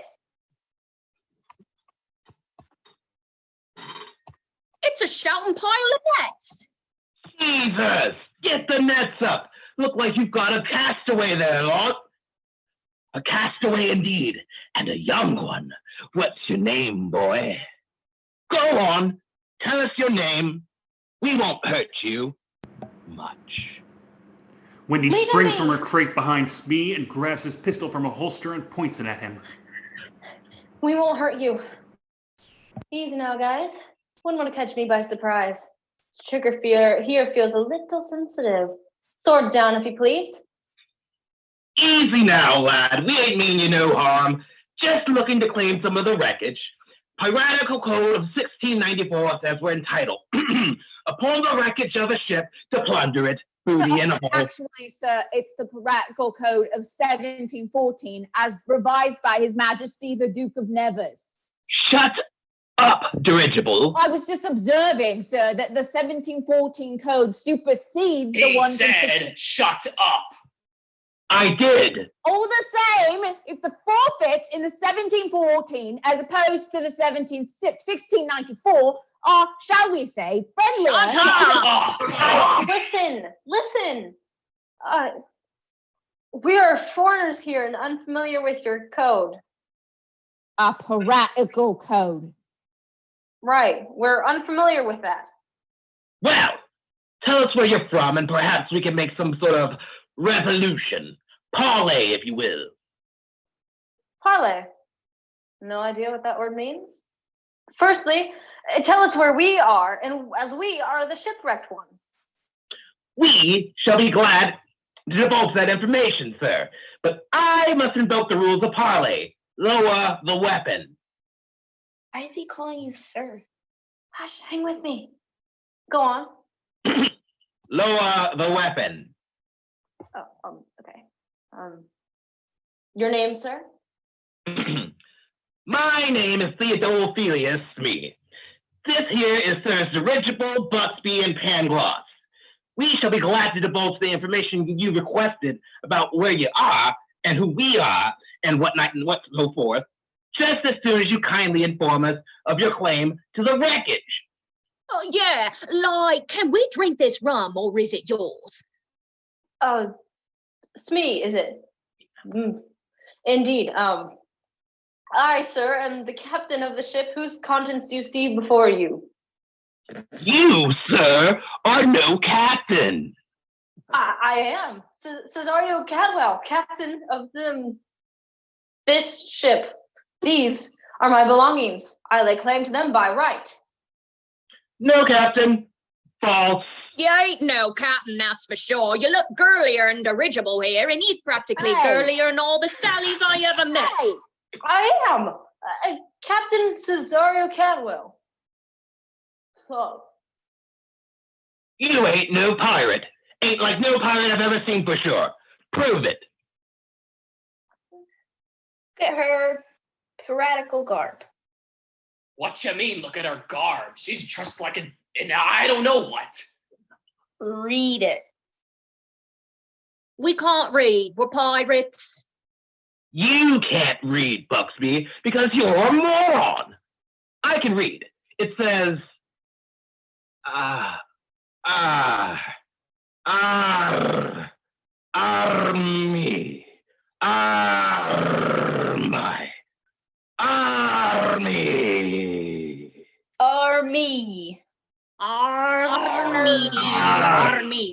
Army. Doesn't that sound like something that'd be piratical garb if ever there was a piratical garb? Maybe. Well, it is. I am Cesario Cadwell, kindly at your service. These are the remains of my ship, the Little Darling, it was called. Broke up here as we were aiming to drop anchor. Maruna's Rock, you got too close. Not from around here, right? No way of knowing, but here we are. At any rate, we'll be needing your kind assistance as fellow pirates. Afraid we're not in a position to offer assistance, Master Captain Cesario. I haven't the authority. You'll need to speak to our captain. But I can say he shan't look very kindly upon requests for assistance. Oh, I can't think of the last time the captain assisted anyone to anything except the deaths. Same here. Listen, we've got a lot of treasure here, and we'd be happy to share. And I've got a gun, and I've played a lot of video games. Okay, so let's go. We get the treasure, and us aboard your ship. We talk to your captain. And if we don't? Then I'll employ some other means. John, Jack, give me those chains. It's a rare treasure, fellows, and I hate for you to ruin it. Parlay rescinded. Now, sirs, let's gather these things there. There's rum there as you found, wine, trinkets I'm sure you'll find. Perhaps they'll serve as tribute to your captain. You heard her, lads. Gather ye rosebuds. Crazy. You got another plan? All right, then. Everything together, then? Right, sirs? To your captain. Didn't know. I swear to God. Not until the last minute did I remotely occur. Not for 1 second until at the edge of the window of the mermaid's head, and I saw that smile and knew that I had killed Peter Pan. And now as we try to patch together our ship and sail onward toward the Temple of the Crimson Heart, I can't help but wonder. This thought, it has infected my brain since that night. What does Peter Pan, nemesis, foil boy who never grew up, want so badly to bring back by touching the Crimson Heart? What does he want so badly that he would ask for my help? Until I recover the answer, I fear our ship and I will be recovering from two tempests. One without, and one very much within. Scene 3, the hull of the ship. The next morning, Wendy locked in the pan box, asleep. Morning, mealtime. You eating? What? You eating? It's been 12 hours since we threw you down here. I figured you was hungry. You eating? Yeah, sure. I'll eat. Good, good. Not much. Just some bread. Some of the smoked meat from your ship, Captain Cesario. What? Yeah. Thanks. Thanks. I'm gonna save this for later. Whatever you please, lad. You insist to be locked to the thing. Captain says we're gonna let you. I'll be back later to see if you change your mind. Where's the boy who was with me? Jack. Your deck swabber? Oh, he's fine. Topside. We got him swabbing.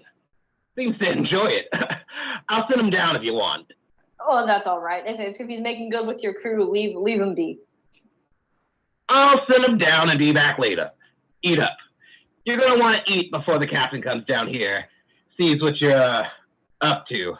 He can be, shall we say, quite a withering guest. He'll want you to shut this up. I'll eat fine. I'll send him whenever. Be good to meet him, Captain. Right. Eat up, Captain. All right. Coast clear. Let's see if we can get me out of this thing and this box open. Hope you're still alive, little man. God, how are we gonna do this? I can barely get the lid open. You're gonna need to eat. Need some help? Holy sh! What? Where did you come from?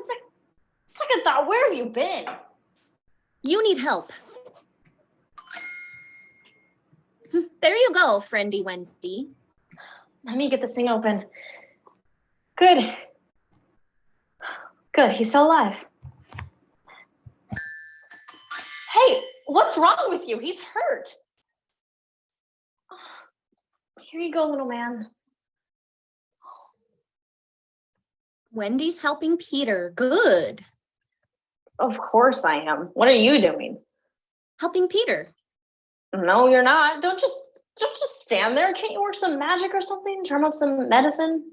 Helping Wendy, helping Peter. Opening loxes and stoxes and boxes. Helping Wendy. All right, you've helped me. Help me some more. Wendy's doing fine, just like Wendy's do. Fine work. What are you talking about? See? Just like Wendy's do. Good work, helping Peter.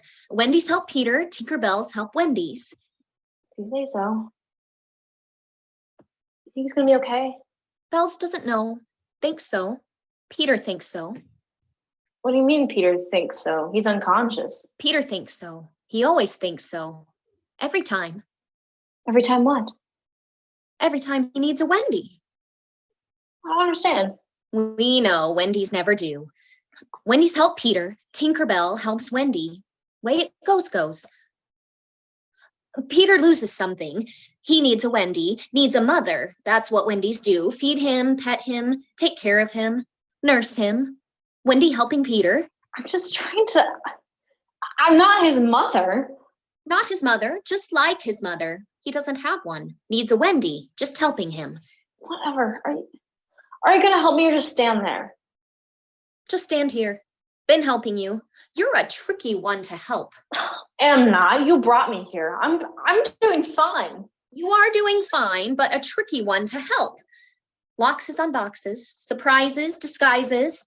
Wendy Bendy, shipwrecks, infects, mermaids, aids, hook looks, me flee, boxes and loxes and stoxes. Hang on. You've been helping me? We have. Hang on, boxes and boxes. Okay, so what about the rest? What about it?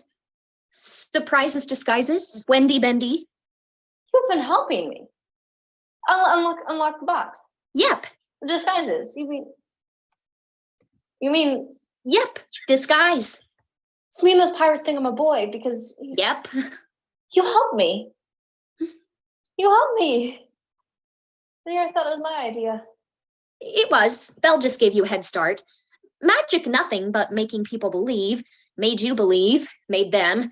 Goes thin sometimes, though. Thin. The magic, the belief goes thin sometimes. Works on the boys, worked on your pirates, but sometimes it goes thin. You'll see. And wait. Yep. Shipwreck. Yep. You caused a shipwreck. What the hell is wrong with you? We could have died. Peter could have died. You nearly killed us. Tinkerbell helping Wendy. Bull, that's not helping. Jesus. Tinkerbell helps Wendy. Tinkerbell lights fires. Tinkerbell sinks ships. Helps Wendy. Tinkerbell wakes up the mermaids. Helps Wendy. Helps JM. Helps them all. That's not what I call help. Help though. Help it was. Help I do. To thy strong bidding task, Tinkerbell and all her quality. That's what I said to him. Be it to dive, to swim, to fly, to ride on the curled clouds, to flame amazement. And he says, good Belle, good Tinker, stick to it, Tinker, good spirit. And so I do. I can't believe he said that. He wanted you to wreck the ship. Yep. Why? Helping Wendy. Helping Wendy. That doesn't make any sense. All right, I need to send him up. Can you at least help me with that? Oh, can. Does. Tinkerbell does help. Can help. Does. Oh, doesn't. Nope. Someone's coming. Yep. Get him back in the box. Lock me on again. Do it. Okay. Good. Now you gonna hide? I am invisible. Whatever. John Michael. Good, it's you. It's me. I brought you some what? tea cake, they call it. Rare treat, me said. Only thing, it's a little bit soggy and salty. If you can work past that part, it'll, I don't know, fill you up. Here, eat. Here's the rest. Where's the rest of your food? Smee said he brought you some breakfast. Feed it to him. How do you get in there? Is he all right? What am I looking at? Oh, JM. We likes JM. Bird girl. Where have you been all my life? Helping Wendy, helping Peter, helping JM. How have you been helping me? Long story, don't ask. I'll just catch you up. Actually, I have to go back. They've got me swabbing decks. Actually, it's kind of fun. You staying down here with him? Yeah, He's gonna be all right. we'll see. Think so? I'm going to scoot. You gonna be all right? Yeah. You should come up or out. I mean, whatever they call it on this ship. They use all these terms I don't even know. Bosun, starboard, whatever the pirates. They're nice. Actually, I have no idea why they're fixing a ship from the storm. I guess they could use the extra hand, waiting to kill us till they figure you out. Figure me out. Whatever you're really Captain Cesaria or whatever told him you were, tried to keep the lie up. Not sure if it's sticking. Told him that box you locked to was a great treasure, and if they tried to open it without you, or if they killed you first, it would evaporate. I don't know if it worked. They whispered and stuff. Smee said the captain figured you out. Anyway, I'd better go back before that happens. I'll come back this afternoon. Bring you some more cake. Good? Good. Actually, JM, I was hoping you'd come with me. I have some treats. No, he stays here. Treats? I like treats. We know John Michael likes treats. Want to go with? He stays. We have more helping to do. Helping Wendy, helping John Michael. John Michael helps Tinkerbell, helps Wendy, helps Peter. What do you think, JM? Want to help Tinkerbell? Very much. And there are treats? There are treats. Come on, hurry. Someone's coming. Wait. Where'd they go? Come back. Jesus, I need you to unlock this thing. Almost forgot. Helps. And, Hey, what am I supposed to do now? Very good question, my dear fella. Very good question. Holy shit.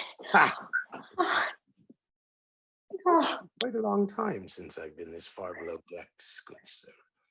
A bit of a smell, but I like it. And given the conditions above, lucky. There doesn't seem to be any leaks. Still, the furnishings are hardly prepossessing for an illustrious captain such as yourself. It's funny. When Smee described you as an outspoken youth claiming to be a captain, I took him to be somewhat truthful in his sincerity. But now that I look at you, I see he couldn't possibly have been describing you. You, sir, look altogether withered. Captain Hook, is it? Oh, it is. Cesario Cadwell, sir. Captain of the ship that went down. So you say. Well, I'm not here for long. Ship needs tending to, but I could not miss my chance to miss our newest cargo. You. And of course, this lovely chest Smee said you'd locked yourself to must be a rare treasure. Or must have been. I see you're no longer attached to it. Perhaps we'll take a look.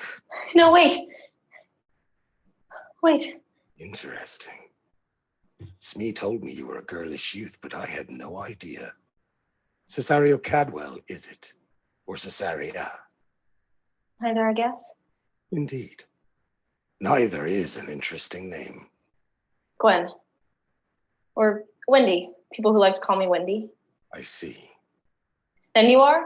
Captain James Magnus Hook, at your service. Hi. Smee and the others told me you're mean. Is that true? Oh, yes. They are clearly not the most reliable lot in terms of the delivery of certain truths, but on that count, they are correct. How mean? Deadly. And what are we hiding here, Miss Wendy? Some rare treasure it must be to throw yourself on it. Yes. Interesting. My curiosity is piqued. Show me. Please, sir. I don't like killing young women, Lady Wendy, but I'm not entirely above it. Show me. There are apparently more pressing matters that require my attention. Look. I'll return soon enough and we'll be looking into that treasure of yours, one way or another. Scene 4, 2 places at once. Wendy, still below decks, opens Peter's box, removes him, and begins to feed him, clean him up a bit, and nurse him back to health. The second place, the Lost Boys' Warren, a cave with mattresses, makeshift furniture, clothes drying by a fire with a pot cooking over it. Hey, that's mine. It's not. It's mine. Give it. Snot, smine. Not yours, mine. See? Mine. Get your own. Give it back. Mine. No, it ain't. Give it. Oh, hey, bugger all. Willikers. Mine. Oh, hey. Hey. Yum, tasty toss. Toodles, you oaf. You ain't supposed to eat it. Supposed to bid on it, dolt. Oh. Ass. It's right. You didn't bid. Tom bit 4 tadpoles, I bit 6 dormice, Nibs bit 3 cat pelts. Clearly I win. Right. No, I do. I do. Most point, fellow. Clearly, I won with my noble bid of 23 working teeth. Fine then. Game over. Let's eat. Right. Oh, yay. Right. I need something else for all of us. Let's eat. How's it looking, Curly? Done? Done. Smells divine. Oh, rabbit stew, me favorite. Mine too. Toodles, you're at the back of the line. Back of the line. Go. Fine. Well, fellas, here we are. Hot stew, friends, a fire. What more could a boy ask for? A mother? Or Peter. Oh, now come on. We've been missing mothers nearly all of our lives. Don't go bringing that up now. And Peter's gone. No sense going sad about it. Eat up. No sense at all. We were lost boys before Peter, and we're lost boys now. No matter. I do miss him, though. Never thought he'd go like that, all sudden-like and dead-like. Hey, I'm eating. You're ruining my appetite. Right. Who's being all sad now? Eat. How long we been lost, you reckon? Without our mothers? Can't hardly remember. Me either. A long time. Loads of adventures since then. Loads. Years, yeah! Yeah, but none since Peter left.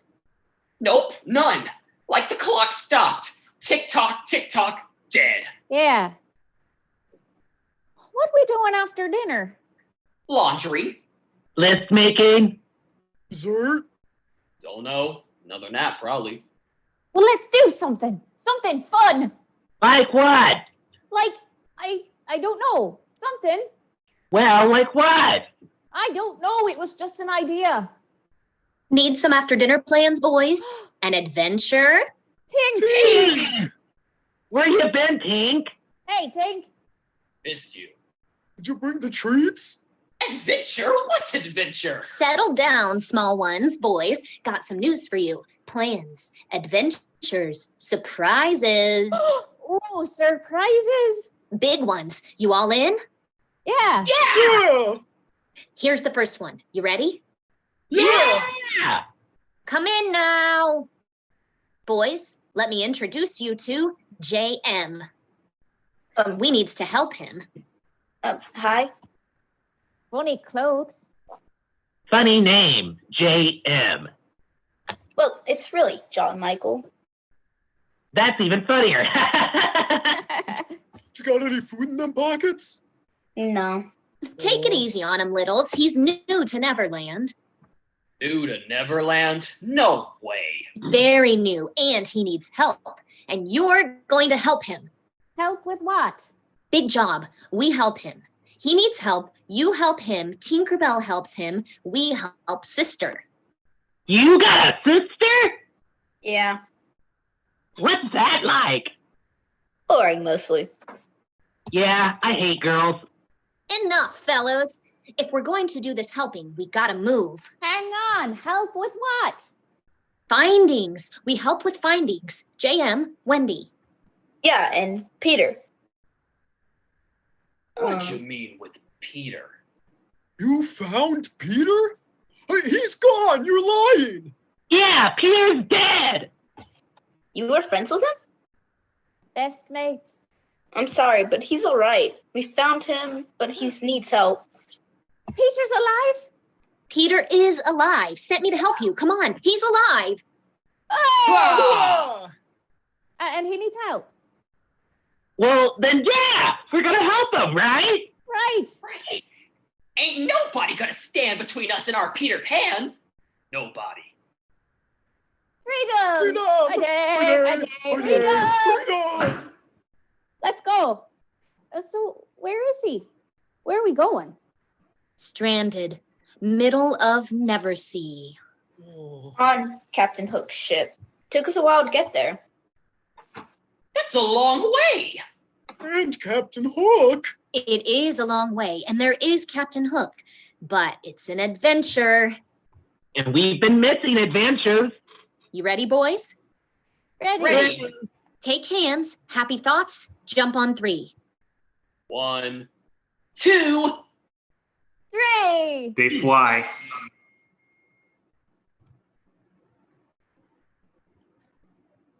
Hi. Hello. We better? We feeling better? Oh, I don't know. I still can't. Don't, not yet. You're okay, but don't. Yeah. All right. Where are we? Glad we got you back here. At least I think we're back here. Wherever you're from. Neverland? Yeah. Okay, but where are we? Oh, you mean exactly. Boat, ship, whatever, Captain Hook ship. The bottom, or hole, by way of, I don't know. You fell in my backyard. Then your bird person friend helped us here, and then there was a shipwreck. Another ship, but this one's hurt too. And now, here we are. Ow. Oh, what? Nothing. Nothing. Ooh. So, what happened to you? I mean, they fell. Long story. Oh, very long. I'm Gwen, or Wendy. I'm good for long stories. Tell me. It is a very long story, Lady Wendy. Years. I don't know if I have years, but tell me. Yeah, all right. I'm Peter Pan. I know. I'm in the story. Pan. Boy who never grew up. Remember that. Things are important in this story. Pans, bells, hooks, so on. Terrible things, right? Things you can hang on to. You're Wendy. You're in the story too. And we can hang on to you as well. I don't understand. It's hard at first, but it's like this. I'm Peter Pan, and the short of it is I lost my shadow. Yeah, that's what Tinkerbell said. All right. Can't quite believe I'm here. Well, you are.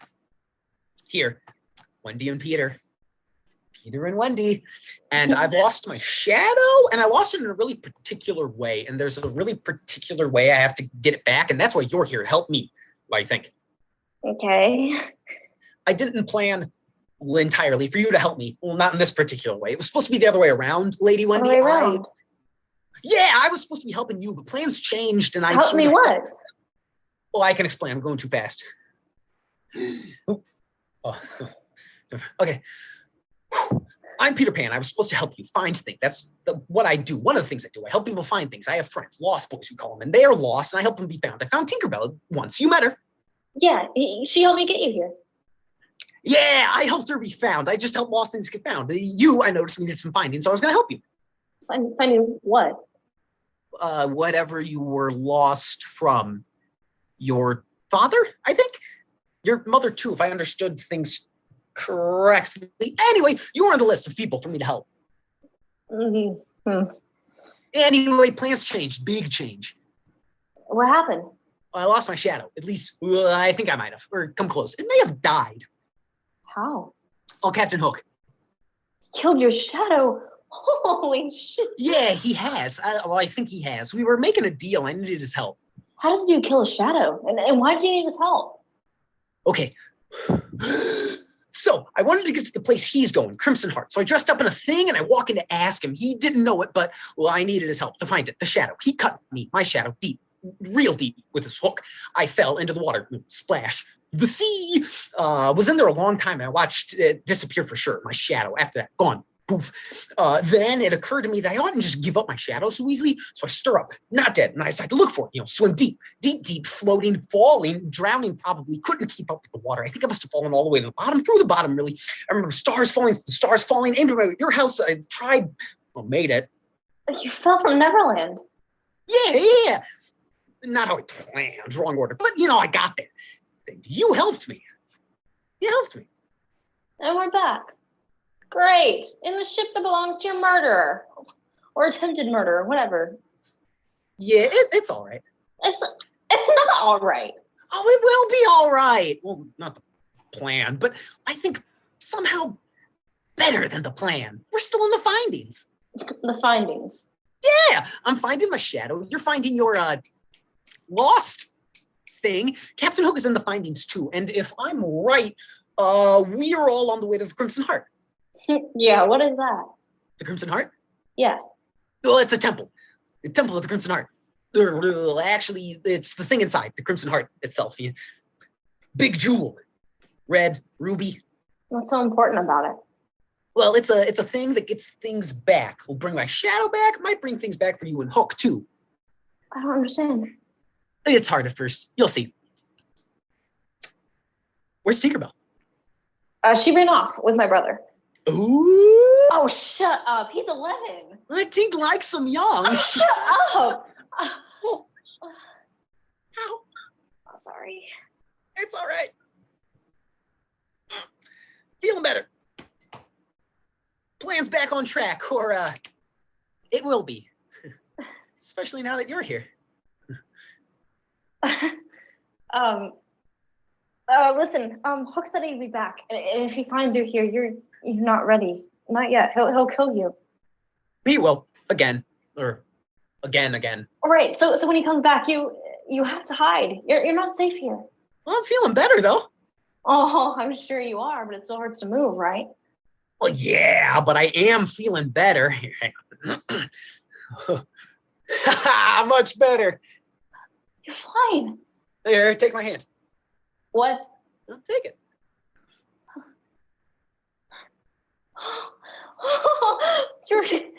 We're flying. We are. You must be feeling better. Someone's coming. Put me down. Ow. What's wrong? Okay, better, but not best. Feeling, that took more out of me than I thought. I'm gonna hide.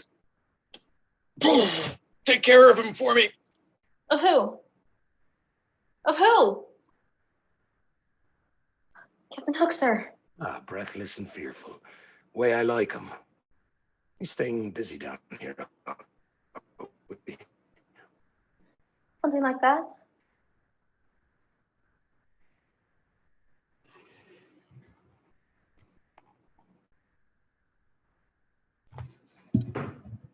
Good. Hate you to die of boredom when there are always more interesting ways we can think of. How are things? Above. About as you expect when you have no mainmast and half your sails are shredded to bits and you're stuck drifting in the never sea. But we shall pass the time, shan't we? I'm here to ask you some questions. What's in your chest? A heart? Lungs, I guess. Clever girl. A heart. I like you. I'm glad. Don't see many girls in my line of business. Swordplay and pirates and wars and such. I always wondered what it would be like to have a daughter. But I still might kill you, of course. I meant, what's in that chest? Why don't you take a look?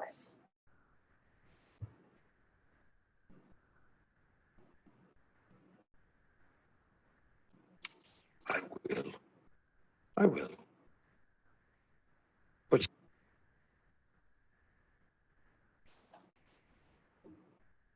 as I was above deck, I kept thinking. About what? I kept thinking about that chest.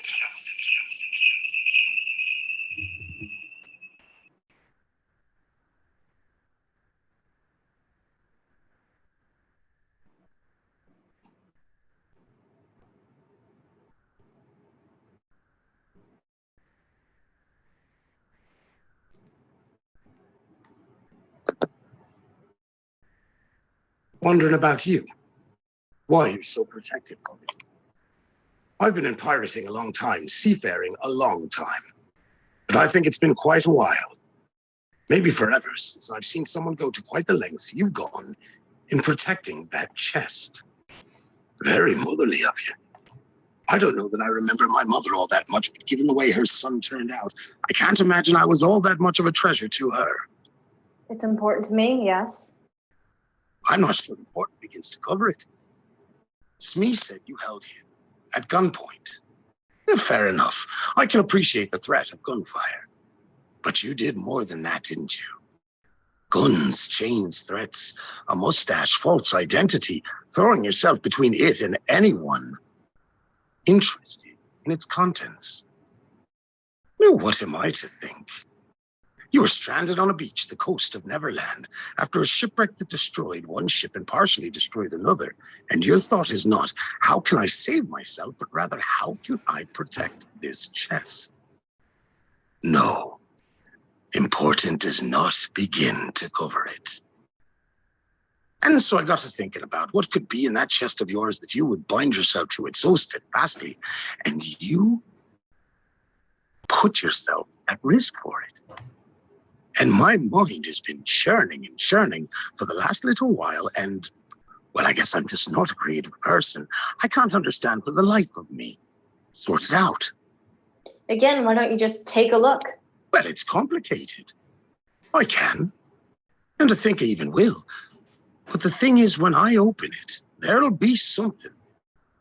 Who knows what that something could be? I mean, it could be the bones of some relative or a sacred book or some rich jewel.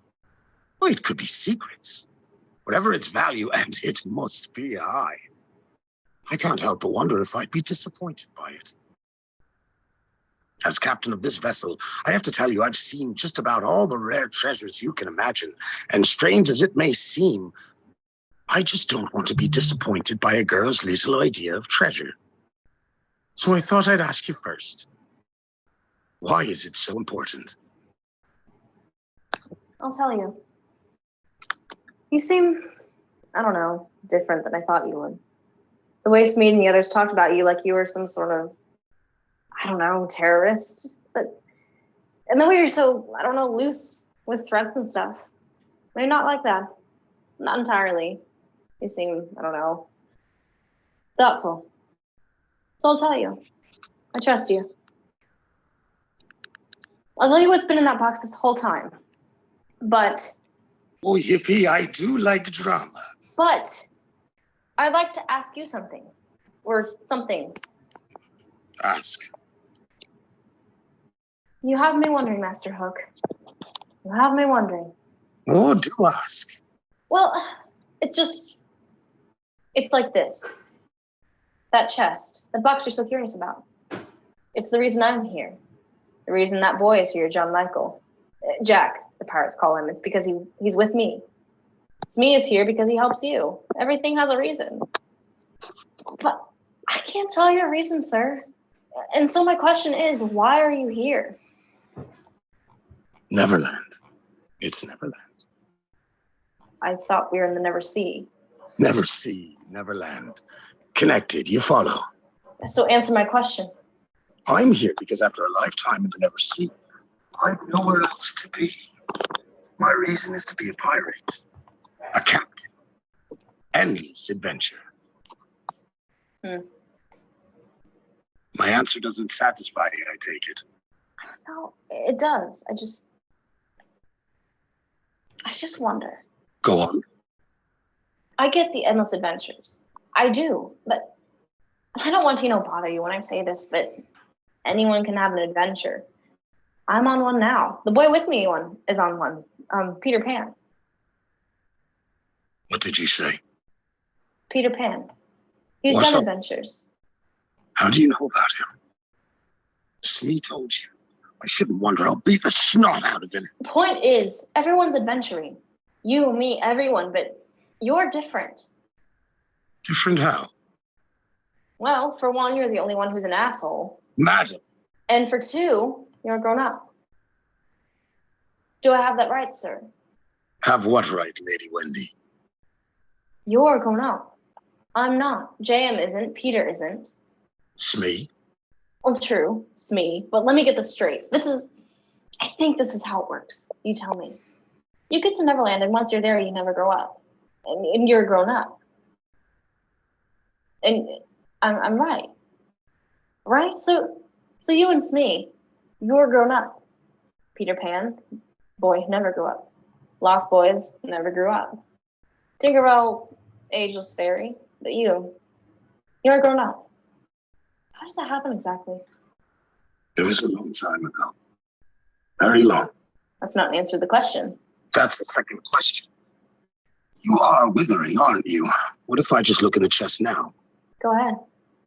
So eager now, so brave. Prosecutorial even, fascinating. Doing a little growing up of your own, are you? You could say that. Absolutely fascinating. Unchaining yourself, detaching yourself from this emblem, this little treasure box of your youth. And so quickly, so willingly, too. What's in there, do you suppose? Oh, I do wonder. Your innocence? Oh, very poetic. Your childhood? Ah, clever still. 1 second you cling to it with your very life, go out of your way to disguise it. Next you throw it away like it's nothing. Very poetical indeed. What's it hiding, I wonder? I still don't have an answer to my question. You're right. Tell you what, the suspense is killing me. Let's make a deal. I'll answer your question, you'll answer mine, and we'll look in the box together. Fine. The reason I'm here. Promise. One made so long ago I can no longer remember to whom it was made. Endless adventure. Before Neverland, before Never See. Never See. I just got that. Good enough. It'll do. Now the reason you're here, your turn. I'm supposed to find something. Like what?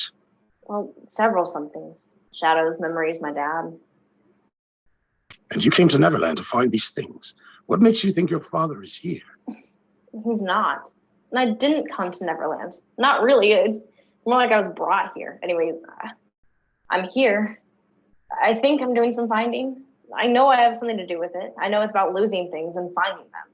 My dad's the thing I lost, I think. My mom, now that I think about it. I think they're lost. And where did you lose these things? Mothers and fathers, that's serious business for someone your age. Lots of places. Afghanistan, grocery store, church pew. Don't understand, Lady Wendy. My dad. I think he's dead. He's a soldier, Afghanistan. It's a faraway place, far away from where I'm from. Far away from here. And my mom, she's lost, I think. Lost without my dad. We've all been, I don't know, living in Neverland. Dad never coming home land. Mom never not self-medicating land. They're lost. Or I am. You came, or were brought here to find them. I think that's right. Huh. What? Well, for a clever girl who's put it on me a couple of times, I'm surprised you don't know why you're doomed to failure. What do you mean? Doomed to failure. Completely. Well, surely you've noticed in all of your musings about Neverland, about me, the thing about Neverland which makes it what it is. That word never. Neverland is the home, my child, to lost things. Missing hooks, lost boys, misplaced pans, worn out bells, little darlings that don't stay little and don't stay darlings. Worthless me. Worthless me. I just got that. Neverland is a place where things that are lost stay lost. You may find temporary salve, we all do. Lost boys find a mother now and again, girls not unlike yourselves. And she leaves. I find treasures, I spend them. Crew wears out the wenches. Peter had a shadow. Now there is no shadow left to cast, him being dead. I hear you wanting to go back to some ideal state you thought you had. Mother, father, family, as though the return of your father and the resurrection of your mother will somehow rewind what's happened. Undo it. Neverland is not that place, my dear Wendy. Neverland is the place where the glass of reality is shattered. And my dear one, you cannot unshatter a glass. When it's broken, it's broken. Used to be you just looked in the mirror and made yourself what you wanted to see. I remember that time, I think, eons ago. That's how it is for the people whose mirrors haven't broken.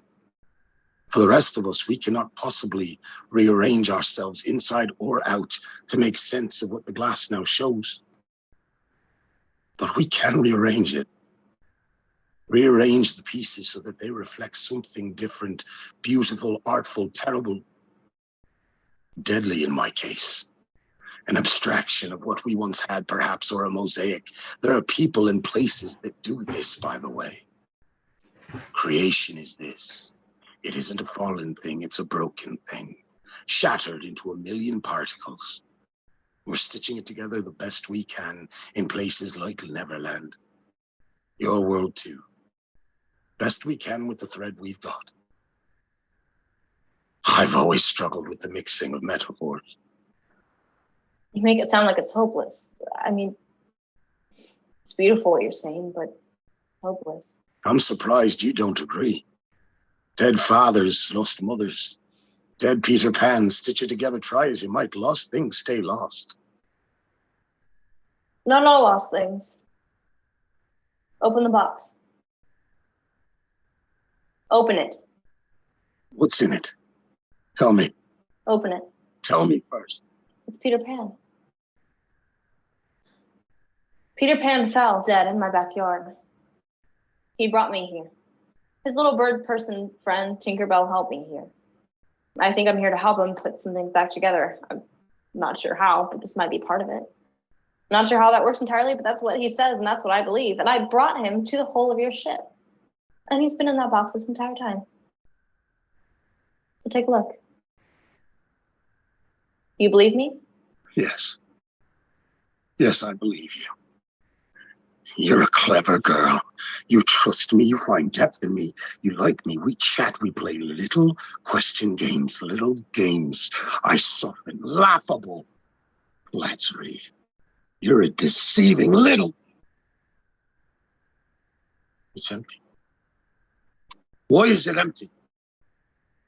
Because, James Magnus, I am not dead. Peter Pan. At your service. I killed you. Yeah, I suppose you did, in a way. Well, it didn't take. You. Rages at Wendy. He grabs Wendy and pulls her by the hair. His hook is at her throat. Oh, Peter! Whoa, enough. Look, it's all right. You did. I killed you myself. You tried. I don't understand. He pulls Wendy's hair. No, I don't have to. He moves his hook, aiming to cut Wendy's throat with it. Look, James Magnus, JM, wait. I'm tired of fighting. Put the girl... Let her go. I'm tired of fighting. Especially when you're the one I'm doing the fighting for. Finding for. Whatever. What are you talking about? Let her loose and we'll all go finding. Promise. I don't think so. He puts the hook firmly to Wendy's throat, ready to kill her.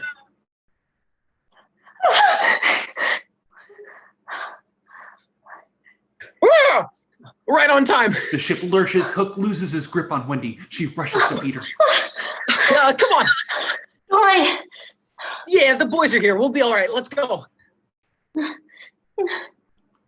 Scene 5. The deck of the ship. A high seas swashbuckling event. Smee is shouting something fierce. The Lost Boys and John Michael have crawled over the deck of the cargo, the netting. Tinkerbell is sending a well-placed charm across the deck as necessary. They appear to be raiding the ship, robbing it, and are all, swashbuckling. Lost Boys! Sound the alarm! Yeah, fellas, get them. Get to the mast, boys! Help me get the sail! Watch out! Wonder what's in these boxes. I'm starving. I said watch out! Oh, I'm gonna gut you, boy.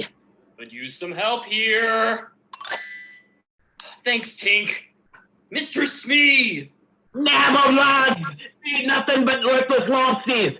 Get them and stick them! Now, Mr. Smee, put it down! Hardly any resistance. All right, we have this, fellas. Smee and 1 or 2 pirates put up a token struggle, but are quickly subdued, either by Lost Boy wit or Tinkerbell's charm, or both. The Lost Boys raid the cargo, shift it, and ready it. Wendy and Peter enter, hand in hand. Oh, quick work, boys. Peter! Peter! It is you! Oh, you ready, fellas? Everything's set. We're ready. Oh, good. All right, get into position. It's time. Upper hand at the moment, Peter. At the moment. He draws his sword. But not for long. One of the lost boys tosses Peter's sword. Peter tosses it back. You ready, boys? Pressing into Peter, the sword is at Peter's chest. Pacifism, so endearing, Peter. Hook pushes Peter towards a plank, leaving off the edge of the ship. I told you I was tired of fighting, didn't I? It's time to go finding. At the end of the plank, Finding. James Magnus. Peter steps off the back edge of the plank, falling. Impulsively, Hook grabs him just as he falls, an echo of falling through the ice. Finding. Remembering. Hook looks puzzled. Remember? Remember? Hook remembers, weakly perhaps. Now, boys! Suddenly, the boys, by way of some quaint device, raise the mainmast, unfurl a fresh sail. Pancake takes the wheel. Tinkerbell turns into the ship's figurehead. Oh, that's it, boys. Hey. Cleverly, Peter vaults himself back onto the plank, disarms Hook, who is perhaps arrested both by memory and by what he is seeing. Finding. What's happening? Hang on, sis. We are going finding. Full sail, boys. Turn us about starboard. Oh, good. Keep it trim, boys. Tink, light the way. Let's get going. Straight on till morning. Scene 6. The Temple of the Crimson Heart. Timpani like whipple. Rattle our eardrums. Red and purple and orange. Fire, incense, sand. An altar emerges out of the thick haze. In the center of the altar is an illuminated jewel. The Crimson Heart. A spectacular ruby of no equal. Around the temple are the priestess and priests of the temple, engaged in mythical chanting. They are fierce with darkened eyes and wild hair. Tiger Lily, the chief priestess of the Crimson Heart, oversees the altar. She is the most fearsome of them all, a firebird, a phoenix, a devil. Come unto these yellow sands, and then take hands. Curtsied when you haven't kissed, while the wild waves whist. But it feeds thee here and there, and sweet sprites the bird and bear.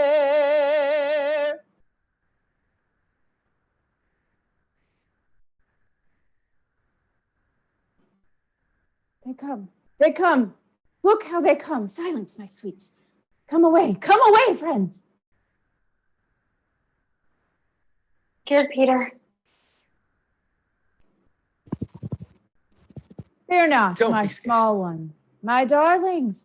The Crimson Heart beats strongly, knows you've come. As we come. It tells me dreams and memories and warnings of import. Look, it's there.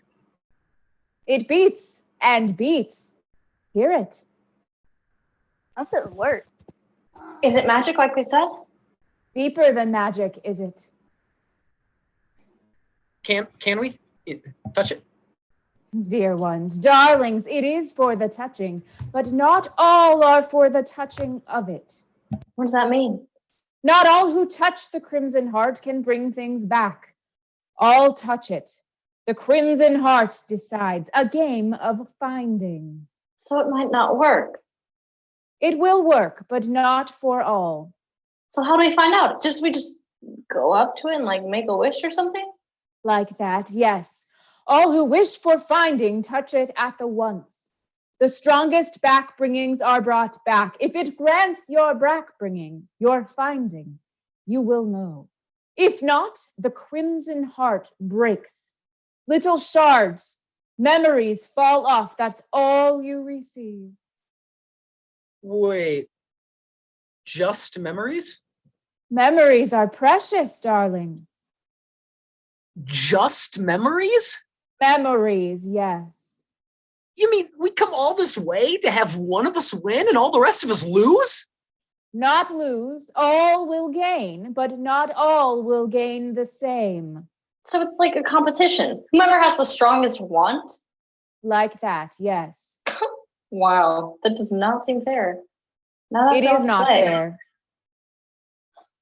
Oh, mine's pretty strong. Wanted my dad back, but the others, Peter, the Lost Boys people. Endless treasure. Winches? I don't know. I have to think about it. Think about dad with me, JM. Maybe it'll double the strength. And the Lost Boys will have mothers, and I'll have Peter. All may touch. Are you ready? Very well. You may touch. So begins the finding. Chanting begins. Each of the assembled, save Tiger Lily and the others, gathers around the jewel. Together they touch it. There is a great effort. Tiger Lily flames amazement, burning, transformation. The jewel dissolves into a simple red scarf. Silence. Emergence. Peter holds it, as does Hook. They look at each other. All the rest are scattered about as if a bomb has gone off. Dad? Winches? Peter. No, darlings. God, this didn't work. Not for me. Me either. I wish Dad back so hard, Gwen. No, darlings. There was a far greater want, far deeper. And there it is. I don't understand. It is hard at first. Well, there you are, James. At long last. What's going on? Quiet, child. Well, there you are. Take it.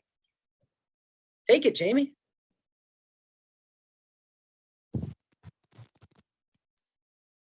It's been a long time, Jamie. So very long, but I wanted so much to give this back to you. So very, very much. You remember now, Jamie, don't you? The red scarf of forfeit.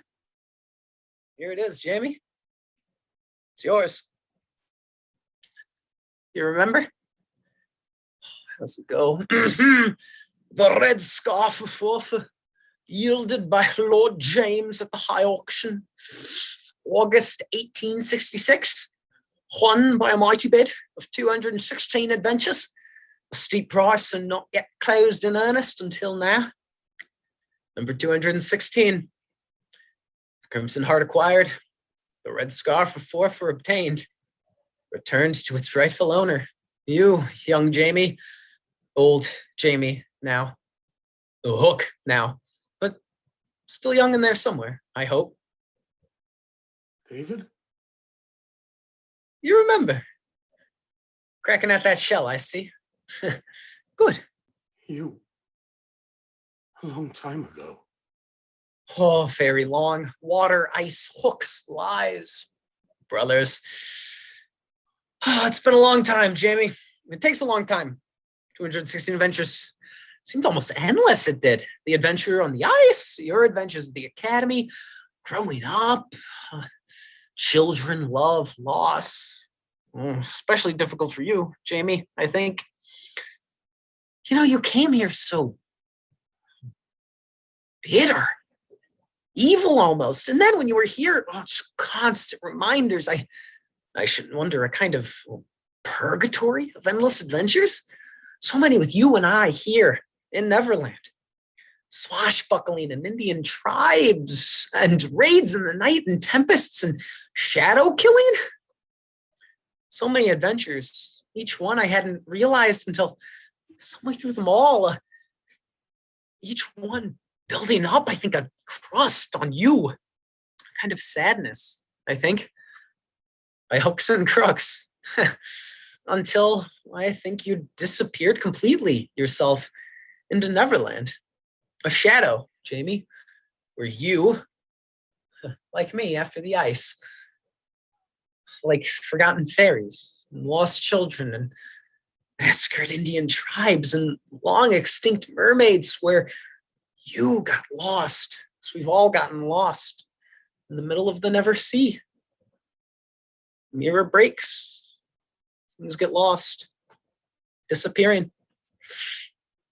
But then you go finding, you do. Then you go finding, and now and again, you happen on something of particular note.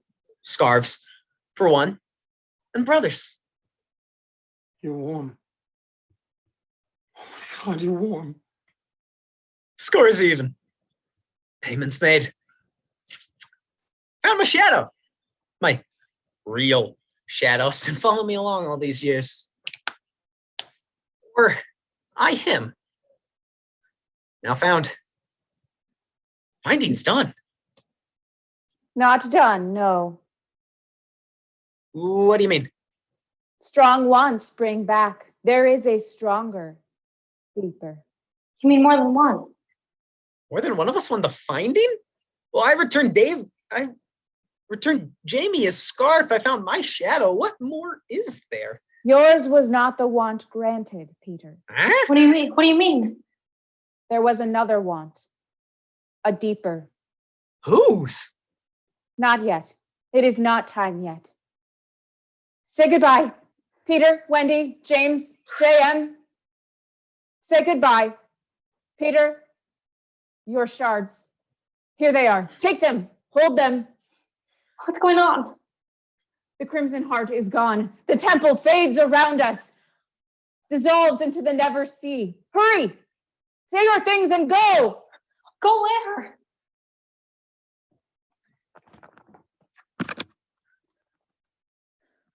I'll take you. Take hands. Wait. I'm glad I found you. You found your shadow, Peter. Me too. But I'm sorry about, your dad. I thought this place would help, I know, and thank you. But I'm gonna be okay. We're gonna be okay. Time for me to grow up. Stop hating my mother and so on. There's a chance that could work, or I could find whatever's lost or whatever I'm lost from. There is? Neverland, after things break, you stitch it together with magic. Fairy bits and the like. We have magic in our world too, it's just called something else there. Forgiveness. Actually, come to think it, you might have that here too. We might. He kisses her on the cheek. Good luck. And a bit of advice. Yes, sir, Peter? When you get home, let your mother work her magic, eh? She's an angel. Say, Jamie, Lord Jamie, or Captain Lord James Magnus Hook, sir. Yes, dear Pan. I was wondering if you might be up for a new game. Speak. Well, after 216 adventures, I don't know, I liked it. I was not altogether indifferent, my dear boy. Well, then what do you say, Master Jamie? Endless adventures? Endless adventures. Good. Cleverly and in Come good on. sport, Peter snatches something of Hook's, perhaps a wig or something, and scurries off laughing. Come on, Hooks, me, Lost Boys, there's adventuring to do. Scene 7, Wendy's backyard. Again, quickly. And here you are again, darlings, safe and sound. Wow, that was... Wow. Wow. Gwen, John Michael, you still up? Your mom and I have some ice cream I thought you might like. You want it? Of course I want ice cream. Coming. It's time for me to go. Wait. Thank you. You're welcome.